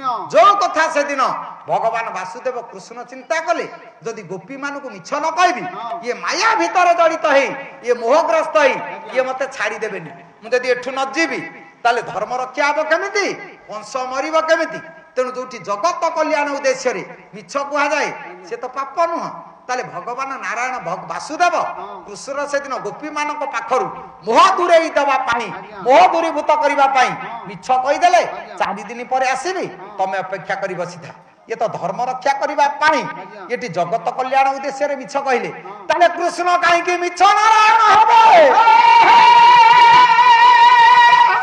ଜଗତରେ ସିଏ ମିଛ କହିନାହାନ୍ତି ନାରାୟଣ ସତ ତାହେଲେ ନାରାୟଣଙ୍କ ପାଖରେ ସତ ଲାଗିଲା କାହିଁକି ନା ସତ୍ୟ ଲାଗିବାର କାରଣ ସେଦିନ ଭଗବାନ ବାସୁଦେବ କୃଷ୍ଣ ଦ୍ୱାପର ଯୁଗରେ ଅବତୀର୍ଣ୍ଣ ହେଲେ ବ୍ରହ୍ମା ଆସିଲେ କହିଲେ ଏଇ କୃଷ୍ଣ ଏଇ ନାରାୟଣ ପରୀକ୍ଷା କରିବା ଗୋ ବଛା ଯେତେବେଳେ ହରଣ କରିନେଲେ ସେଦିନ ଇଏ ଯେତିକି ନଉଛନ୍ତି ସେତିକି ସୃଷ୍ଟି ହେଇ ଚାଲିଛି ତେଣୁ ସେଦିନ ବ୍ରହ୍ମା ହାତ ଯୋଡ଼ିଦେଲେ କହିଲେ ନାଇଁ ନାଇଁ ଏଇ ହଉଛି ସେଇ ଗୋବିନ୍ଦ ମୁଁ ସିନା କହୁଥିଲି ଇଏ ମିଛ କିନ୍ତୁ ଏଇ ପ୍ରକୃତରେ ସେଇ ସତ ତେଣୁ ସତ ନାରାୟଣ ସେ ପରୀକ୍ଷା କରି ତା ପାଖରେ ସତ ଯୋଡି ଦେଇ ଗଲେ ଇନ୍ଦ୍ର ସେଦିନ ବଜ୍ରପାତ କଲେ 7 ଦିନ ବିଚାର କଲେ ଇଏ ଗୋପୀ ଗୋପାଳ ମାନେ ମତେ ଭୋଗ ଦେଇନାହାନ୍ତି ଆଙ୍କୁ ଅସ୍ତବ୍ୟସ୍ତ କରେଇଦେବି ଗିରି ଗୋବର୍ଦ୍ଧନକୁ ତୋଳି 7 ଦିନ ବଜ୍ର ମାଡ଼ ଏତେ ବଡ ବର୍ଷାରୁ ରକ୍ଷା କରି ସେଦିନ ଯେତେବେଳେ ଗୋପୀ ଗୋପାଳ ମାନଙ୍କୁ ରକ୍ଷା କରିଦେଲେ ଇନ୍ଦ୍ର କହିଲେ ନାଇଁ ଏଇ ପ୍ରକୃତରେ ସତ୍ୟ ନାରାୟଣ ଇଏ ମିଛ ବୋଲି ମୁଁ ଭାବି ପରୀକ୍ଷା କରିବାକୁ ଆସିଥିଲି ଇଏ ମିଛ ନୁହଁ ଏଇ ସତ୍ୟ ନାରାୟଣ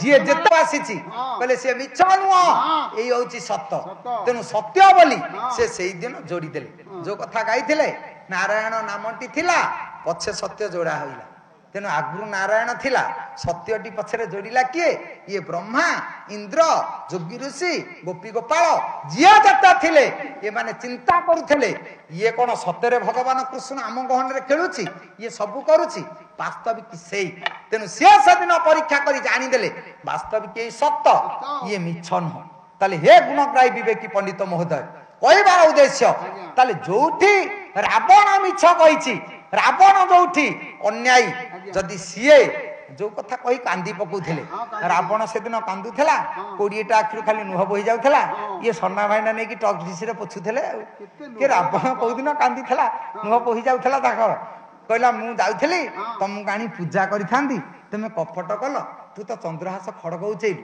ସେ ଛୁରୀ ଦେଖିଲେ ଅସୁବିଧା କଣ ହେଲା ନାଇଁ ଅସୁବିଧା କଣ ସେ ସେଇଠୁ ପୁଣି ଅଭିଶାପ ଦେଉଛି ନାଇଁ ନାଇଁ ତମେ ମିଛ କଲ ଆଉ ତମ ହାତ ପାଦ ଛିଣ୍ଡି ଯାଉ ଆଚ୍ଛା ଇଏ କଣ ସତ କିରେ ତୁ ଯୋଉ ଚୋରି କରିକି ଆଣିଲୁ ତୋର କଣଟେ ଛିଣ୍ଡିବ ତୋର ସବୁ ଗୋଟା ରହିବ କି କଥା ଯିଏ ଚୋରି କରିଛି ସିଏ ଅଭିଶାପ ଦଉଛି ତାଙ୍କର ଛିଣ୍ଡି ଯାଉଛି ଆଉ ଯିଏ ଚୋର ତାର ଛିଣ୍ଡୁନି ତାର ତ ପୁରା ରେଡି ହେଇକିରି ଅଛି ଆଉ ଶୁଣ ଭାଇନା ପାଲା କର କିଛି କଥା ନାହିଁ ଯାହା ଶାସ୍ତ୍ର ବିହିତ ଶାସ୍ତ୍ର ଅବିହିତ କଥା କରନା ପୁରାଣକୁ ମଣ୍ଡନ କର ପୁରାଣକୁ ଖଣ୍ଡନ କରନା ପୁରାଣ ମଣ୍ଡନ କଲେ ତାର ମର୍ଯ୍ୟାଦା ବଢେ ପୁରାଣକୁ ଖଣ୍ଡନ କଲେ ତା ମର୍ଯ୍ୟାଦା ହେଇଯାଏ ଯୋଉଠି ପାଲା ଭୁଲ ହେଇଯିବ ପାଲା ବାଲା ଭୁଲ ହେଇଯିବ ଶାସ୍ତ୍ର ଭୁଲ ହେଇଯିବ ଧର୍ମ ଭାବନା ମଣିଷ ମଣ୍ଡରୁ ହେଇଯିବ ଯୋଉଠି ଖଳ ଚରିତ୍ରକୁ ଭଲ ଚରିତ୍ର କରିଦେଇ ଭଲ ଚରିତ୍ରକୁ ଖଳ ଚରିତ୍ର କରିଦେବା ଜଗତ ବଞ୍ଚିବ କେମିତି ସେଦିନ ଭଗବାନ ବାସୁଦେବ କୃଷ୍ଣଙ୍କର ପାଦ ନାହିଁ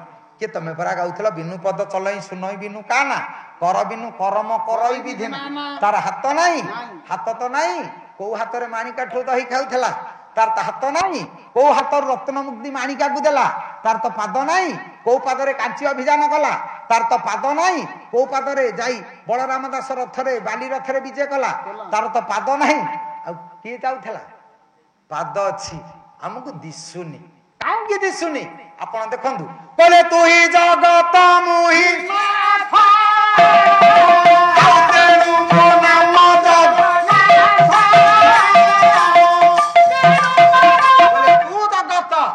ନାଥ, ତେଣୁ ମୋ ନାମ ଜଗନ୍ନାଥ। ଜଗତକୁ ଯିଏ ଆବରି ଧରିଛି ତାକୁ ଜଗତ ଦିଶିବ କେମିତି? କାହିଁକି? ବିଷ୍ଣୁ ଭଗବାନଙ୍କର ମୁହଁ କଳା, ଦେହ ଧଳା। କହିଲେ ରୂପ ସତଟି ଧଳା, ମିଛଟି ହଉଛି କଳା। ସତର ରୂପ ହଉଛି ଧଳା, କିନ୍ତୁ ମିଛର ରୂପ ହଉଛି କଳା। କାହିଁକି?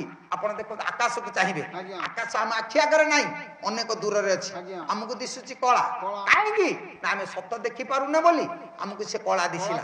ଦେଖନ୍ତୁ, ସମୁଦ୍ର ପାଣି ଆପଣ ଦେଖିବେ, ସମୁଦ୍ରକୁ ଚାହିଁଲେ ସେ ଦିଶିବ କଳା, ସତ ଆମେ ଦେଖିପାରୁନେ। ଆଞ୍ଜୁଳାଏ ପାଣି ଆଣି ହାତରେ ପାଖରେ ଦେଖିବେ, ସେ କଣ କଳା ଦିଶିବ? ସେ ଧଳା ଦିଶିବ। ଆକାଶ ଯେତେ ପାଖକୁ ପାଖକୁ ଯିବେ ସେ କଣ କଳା ଦିଶିବ? ସେ ଧଳା ଦିଶିବ। ସେମିତି ପ୍ରଭୁଙ୍କୁ ଆମେ ମାପି ପାରୁନେ ବୋଲି ବହୁ ଦୂରରେ ତ ଅଛି, ସେ ଆମକୁ କଳା ଦିଶୁଛି, ସେ ଧଳା ଦିଶୁନି, ତା ସ୍ୱଚ୍ଛତାକୁ ଆମେ ମାପି ପାରୁନେ। କାହିଁକି? ନା ବ୍ରହ୍ମ ସତ୍ୟ, ଜଗତ ମିଥ୍ୟା।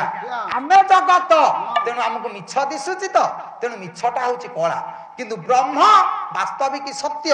ତେଣୁ ଯୋଉ କଥା ସିଏ କହିଲେ, ଦିନ କୃଷ୍ଣ କୋଟିଏ ଶରଦ ଜିଣି ଚନ୍ଦ୍ରମୁଖ ଶ୍ରୀଅଙ୍ଗ ଅଭିନବ।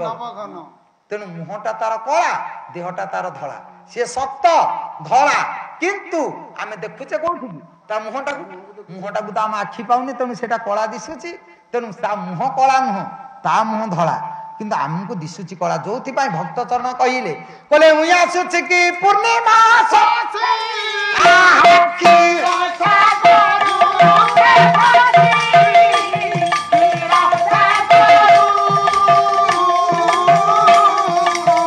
ଉଠ ବ୍ରଜବାସୀ ଗୋପୀ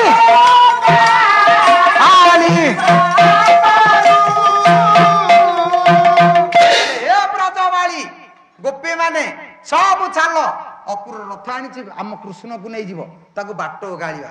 ସେଦିନ ଦେଖୁଛନ୍ତି ତା ରୂପ କେମିତି? କହିଲେ ଉଇଁ ଆସୁଛି କି ପୂର୍ଣ୍ଣିମା ଶଶୀ କ୍ଷୀରସାଗର। ପୂର୍ଣ୍ଣିମା ଶଶୀ କ୍ଷୀରସାଗର ଭିତରୁ ଉଦୟମାନ ହେଲା ବେଳେ ତା ରୂପଟା ଯେମିତି ସମ୍ପୂର୍ଣ୍ଣ ଧଳା ଦିଶେ, ଭଗବାନ କୃଷ୍ଣ ସେଦିନ ସମ୍ପୂର୍ଣ୍ଣ ଧଳା ଦିଶୁଥିଲେ। ତାହେଲେ ସେ କଳା ବୋଲି କିଏ କହୁଛି? ଆଖି ଯେତେବେଳେ ପାଇବନି ସେ କଳା, ଯେତେବେଳେ ପାଖକୁ ଯିବା ସେତେବେଳେ ଧଳା। ସମୁଦ୍ରକୁ ଚାହିଁଲେ କଳା, କିନ୍ତୁ ଆଞ୍ଜୁଳାଏ ପାଣି ଆଣି ପାଖରେ ଦେଖିଲେ ତା ଧଳା ଦିଶିବ।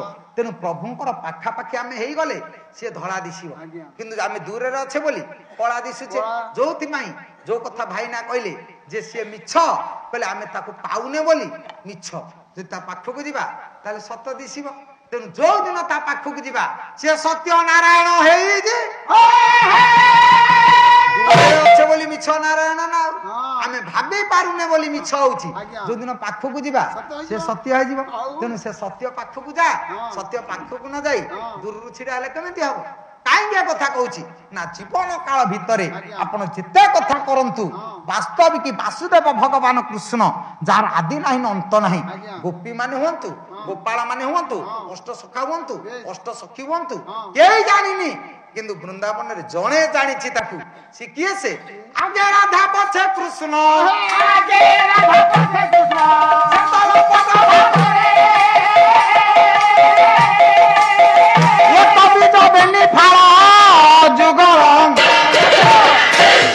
କହିଲେ ଏକ ବୀଜ ବେନି ଫାଳ। କହିଲେ ଗୋଟିଏ କୁରୁ ଯୋଡ଼ିଏର ସୃଷ୍ଟି, ଏକୈବ ମୃତ୍ତି ତ୍ରିବିଧା ଭବନ୍ତି ପରନ୍ତୁ ତ୍ରିବିଧା ବହୁତ। ଏକରୁ ତିନିର ସୃଷ୍ଟି, ତିନିରୁ ଅନେକର ସୃଷ୍ଟି। ତାହେଲେ ଯିଏ ଏକ ସେଇ ତିନି, ଯିଏ ତିନି ସିଏ ଅନେକ। ତାହେଲେ ଯୋଉଥିପାଇଁ ମଧୁବାବୁ କହିଲେ ଜଣକ ଭିତରେ ଦେଖ ଅନେକ ଭିତରେ ସେଇ। ମଧୁବାବୁ କହିଲେ ଜଣକ ଭିତରେ ଅନେକ ସେଇ, ଅନେକ ଭିତରେ ଜଣକ ସେଇ। ତାହେଲେ ଯିଏ ଏକ ସେଇ ଅନେକ, ଯିଏ ଅନେକ ସେଇ ଏକ। ଏ ବହି ବହିର୍ଭୂତାତ୍ମା ଭୂତେ ଭୂତେ ବ୍ୟବସ୍ଥିତ, ଏକଦା ବହୁଦା ଚୈବ ଦୃଶ୍ୟତେ ଜଳେ ଚନ୍ଦ୍ରବତ। କହିଲେ ଏକରେ ଯିଏ, ଅନେକରେ ସେଇ। ଆକାଶରେ ଗୋଟାଏ ଚନ୍ଦ୍ର ଦେଖିବେ, ତଳେ 100ଟା ପାଣି ପାତ୍ର ରଖି ସବୁ ପାତ୍ରକୁ ଚାହିଁଲା ବେଳେ ଦେଖିବେ ସବୁ ପାତ୍ର ଭିତରେ ଗୋଟାଏ ଗୋଟାଏ ଚନ୍ଦ୍ର। ଯେତେବେଳେ 100 ପାଣି ପାତ୍ର ନଷ୍ଟ କରିଦେବେ ଆକାଶକୁ ଚାହିଁଦେବେ ଆକାଶରେ ସେଇ ଗୋଟାଏ ଚନ୍ଦ୍ର। ଆକାଶରେ ଗୋଟିଏ ଥିଲା ବେଳେ 100 ତଳେ ନଷ୍ଟ ହେଲା ବେଳେ ଆକାଶରେ କଣ ସେଇ ଗୋଟେ? କାହିଁକି ଗୋଟେ? ନା ସେଇ ଏକରୁ ଅନେକର ସୃଷ୍ଟି ଆଉ ଅନେକ ମିଶିବେ ସେଇ ଏକ ସାଙ୍ଗରେ। ଯୋଉ ପଦଟା ଗାଇଲେ ମିଶିଯାଏ ଯଥା ପ୍ରଭାତି ତାରା ମିଶିଯାଏ ଯଥା ଜୀବାତ୍ମା ବିଶ୍ୱ ଆତ୍ମା ଚରଣ। ଆପଣ ମାନଙ୍କର କବିବର ରାଧାନାଥ ବହି ହଉଛି ଚନ୍ଦ୍ରଭାଗା। ଯୋଉ ବହି କରି କହିଲେ ସୂର୍ଯ୍ୟ ନାରାୟଣ ମିଛ। ସୂର୍ଯ୍ୟ କାହିଁକି ମିଛ ହେବେ? ସକଳ ଶକ୍ତିର ଆଧାର ଯିଏ ସତ ସିଏ ମିଛ କାହିଁକି ହେବେ? ନା ସିଏ ଗୋଟେ ଝିଅ ପଛରେ ଗୋଡେଇଲେ। କାହିଁ ପଳାଇଛି ସୁନ୍ଦରୀ ହୋଇ ଏଡେ କାତର ଚରଣ ପଙ୍କଜ ଦାସକୁ କିମ୍ପା ଏଡେ ତୋ ଡର। ରାଧାନାଥ ଯୋଉଥିପାଇଁ କବି ବରରୁ କବି ଚୋର ହେଲେ ଚନ୍ଦ୍ରଭାଗା ଯୋଗୁଁ ସେ ଭୁଲରେ ପଡ଼ିଲେ। କାହିଁକି? ନା ସକଳ ଶକ୍ତିର ଆଧାର ସୂର୍ଯ୍ୟଙ୍କୁ ଯିଏ ଏତେ ଛୋଟ କରିଦେଲେ ସେ ମୀନକନ୍ୟା ସାଗରିକା ପଛରେ ପ୍ରେମ ନିବେଦନ କରି ସମୁଦ୍ର କୂଳରେ ବୁଲୁଥିଲେ। ଯେ ସକଳ ଶକ୍ତିର ଆଧାର ଯିଏ ଏତେ ବଡ କଥା ସେ କଣ ଏଇ ଛୋଟ କଥା କଲେ? ମାନ୍ୟବର ପ୍ରଧାନମନ୍ତ୍ରୀ ମୋଦି ମହୋଦୟ ରୋଡ ଶୋ କରୁଥିଲେ ଭୁବନେଶ୍ୱରରେ।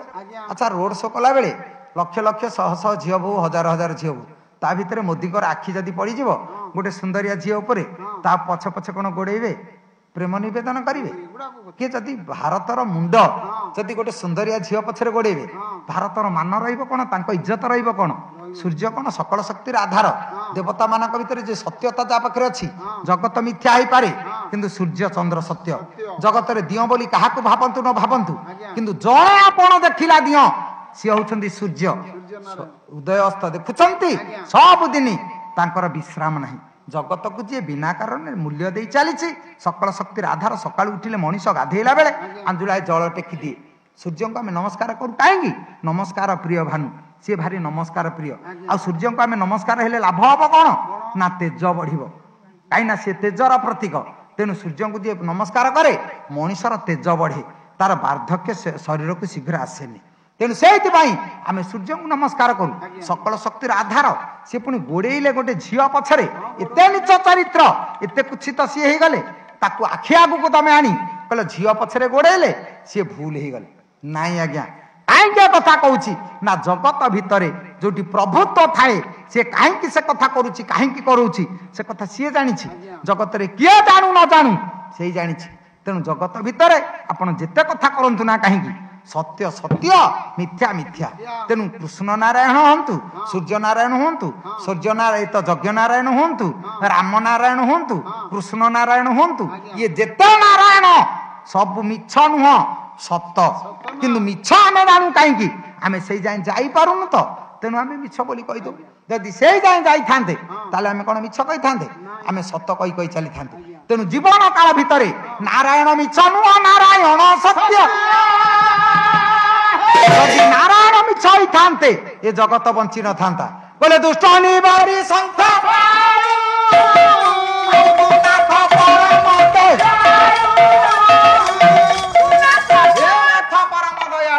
ତୁ ଦୁଷ୍ଟକୁ ନିବାରଣ କରି ସାଧୁ ସନ୍ଥକୁ ପ୍ରତିଷ୍ଠା କରିବା ଉଦ୍ଦେଶ୍ୟରେ ଏ ଯୁଗେ ଯୁଗେ ଆପଣ ଅବତୀର୍ଣ୍ଣ।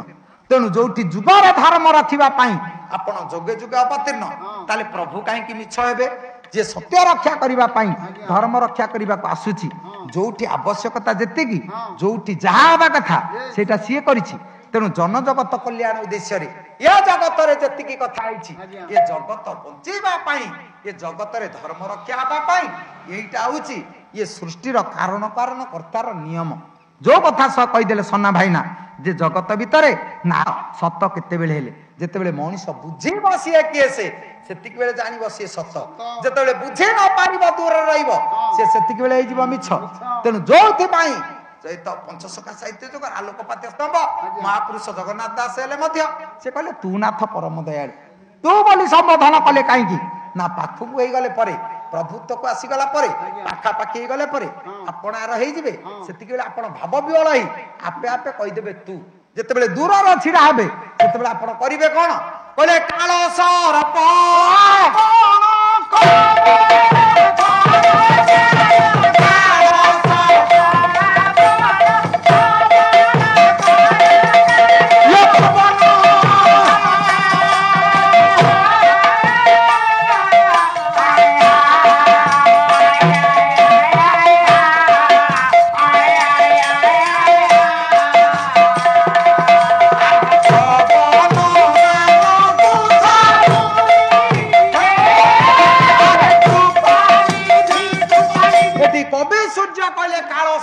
ଆପଣଙ୍କ ବଳ କର ପ୍ରାଣ। ଇ ଆଜ୍ଞା ଆପଣ କହିଲେ କାହିଁକି ନା ଦୂରରେ ଯେତେବେଳେ ରହିବେ ଆଜ୍ଞା ଆପଣ କହିବେ, ଆଜ୍ଞା। ଯେତେବେଳେ ପାଖକୁ ଯିବେ ସେତେବେଳେ ଆପେ ତୁ ହେଇଯିବେ। ଆଜ୍ଞା। ଆପଣଙ୍କର ଜଣେ ଘନିଷ୍ଠ ସାଙ୍ଗ ସିଏ କିଏ କଲେକ୍ଟର ହେଇଛି, ଆଜ୍ଞା। ଯଦି ବସ୍ ଷ୍ଟାଣ୍ଡରେ ଆପଣ ଦେଖା ହେଇଯିବେ ହଁ। ତାକୁ କୋଳେଇ ପକେଇ ଭାଇ ଏ କୋଉଠି ଅଛୁ, ଡ୍ୟୁଟି କୋଉଠି ଅଛି କୋଉଠି ଅଛି? ତୁ କହିଦେବେ, କାହିଁକି ନା ଆପଣଙ୍କ ପାଖର। ଯଦି ଦୂର ହେଇଥିବ ଆଇ ସିଏ କଣ କହିବେ ଆଜ୍ଞା କଲେକ୍ଟର ସାହେବ ପ୍ରଣାମ। ତାହେଲେ ଦୂରରେ ଆଜ୍ଞା ଆପଣ, ପାଖରେ ତୁ ତା। ତେଣୁ ତୁ ଯୋଉଠି ଲାଗେ ସେଇଠି ନିଜତ୍ୱକୁ ହଜି ଦେଇ ଯେତେବେଳେ ଭାବ ବିହଳ ହେଇଯାଏ ଭଗବାନଙ୍କ ପାଖରେ, ସେତିକି ବେଳେ ଭକ୍ତ ଜାଣେ ଯେ ଇଏ ନାରାୟଣ ହଉଛି ସତ୍ୟ। ଯେତେବେଳେ ଦୂରରେ ଥାଏ ପରୀକ୍ଷା କରି ଚାଲେ ସେ ସେତିକି ବେଳେ ଜାଣେ ମିଛ। ଗୋପୀ ମାନେ ପରୀକ୍ଷା କରୁଥିଲେ, ତେଣୁ ଇଏ କହିଲେ ସିଏ ହଉଛି ମିଛ କୃଷ୍ଣ। ଇଏ ଯଦି ସତ ବୋଲି ଜାଣିଥାନ୍ତେ ତାହେଲେ ସେ କଣ ମିଛ କହିଥାନ୍ତେ? ଜଗତ ଯାକର ନିନ୍ଦା ମୂଳା ହେଲା ମୁଣ୍ଡରେ, ଜଗତ ଯାକ ଛି ଛି କହିଲେ, ଜଗତ ଯାକ କିଏ କେତେ କୁଚ୍ଛିତ କଦାକାର କହିଲେ, କିନ୍ତୁ ମା ରାଧା ସେ କଣ କହିଛି କୃଷ୍ଣ ଭୁଲ? କାହିଁକି ନା ଗୋଟିଏ ବୀଜରୁ ଯୋଡ଼ିଏ ସୃଷ୍ଟି, ଜଣେ ରାଧା ଜଣେ କୃଷ୍ଣ, ଜଣେ ଜୀବ ଜଣେ ପରମ, ଜଣେ ଆତ୍ମା ଜଣେ ପରମାତ୍ମା, ଜଣେ ଆଦି ଜଣେ ଅନାଦି, ଜଣେ ନିଗୁଣ ଜଣେ ସଗୁଣ, ଜଣେ ଏକ ଆଉ ଜଣେ ଦୁଇ। ତାହେଲେ ଏକରୁ ତ ଦୁଇର ସୃଷ୍ଟି ହେଲା, ତାହେଲେ ସିଏ ତ ଯିଏ ଇଏ ସିଏ, ଆଙ୍କ ଭିତରେ ଭାବନା କାହିଁକି ଫରକ ରହିବ? ତାହେଲେ କହିବାର ଉଦ୍ଦେଶ୍ୟ ସେଇ ଦି ଜଣ। ଆହୁରି ପରେ ଉଠିକି ଆସିଗଲେଣି। ହଁ। ତାହେଲେ ସବୁର କାରଣ କାରଣ କର୍ତ୍ତା ଯିଏ ସେଇ ହଉଛି ପରମ ପିତା ଚିନ୍ତାମଣି। ତାହେଲେ ସବୁର କାରଣ କାରଣ କର୍ତ୍ତା ଯିଏ ସିଏ ମିଛ ନାରାୟଣ ନୁହଁ, ଜଗତରେ ସେ ହଉଛି ସତ୍ୟ ନାରାୟଣ। ଯାଉ ସେଇ ବିଶ୍ୱପତି ଠାକୁର ପରମ ପିତା ଚିନ୍ତାମଣି ସେଇ ପ୍ରଭୁ ସତ୍ୟନାରାୟଣ ଅଧିବାସ ରଜନୀର ଦ୍ୱିତୀୟ ପର୍ଯ୍ୟାୟରେ ଏ ସଭାରେ ବିରାଜନା କରି ସମସ୍ତଙ୍କର କଲ୍ୟାଣ କରିବା ସହିତ ଗ୍ରାମର ଦେଶର ବିଶ୍ୱର କଲ୍ୟାଣ କରନ୍ତୁ, ଏ ମଞ୍ଚର ଉତ୍ତରୋତ୍ତର ଉନ୍ନତି କରନ୍ତୁ ସେଇ ପ୍ରଭୁ ସତ୍ୟନାରାୟଣ ମା ଜାଗୁଳେଇ ଠାକୁରାଣୀ ସର୍ବେ ବୋଲ ଆନନ୍ଦ କବାର ହରି ବୋଲ। ये हरि कोई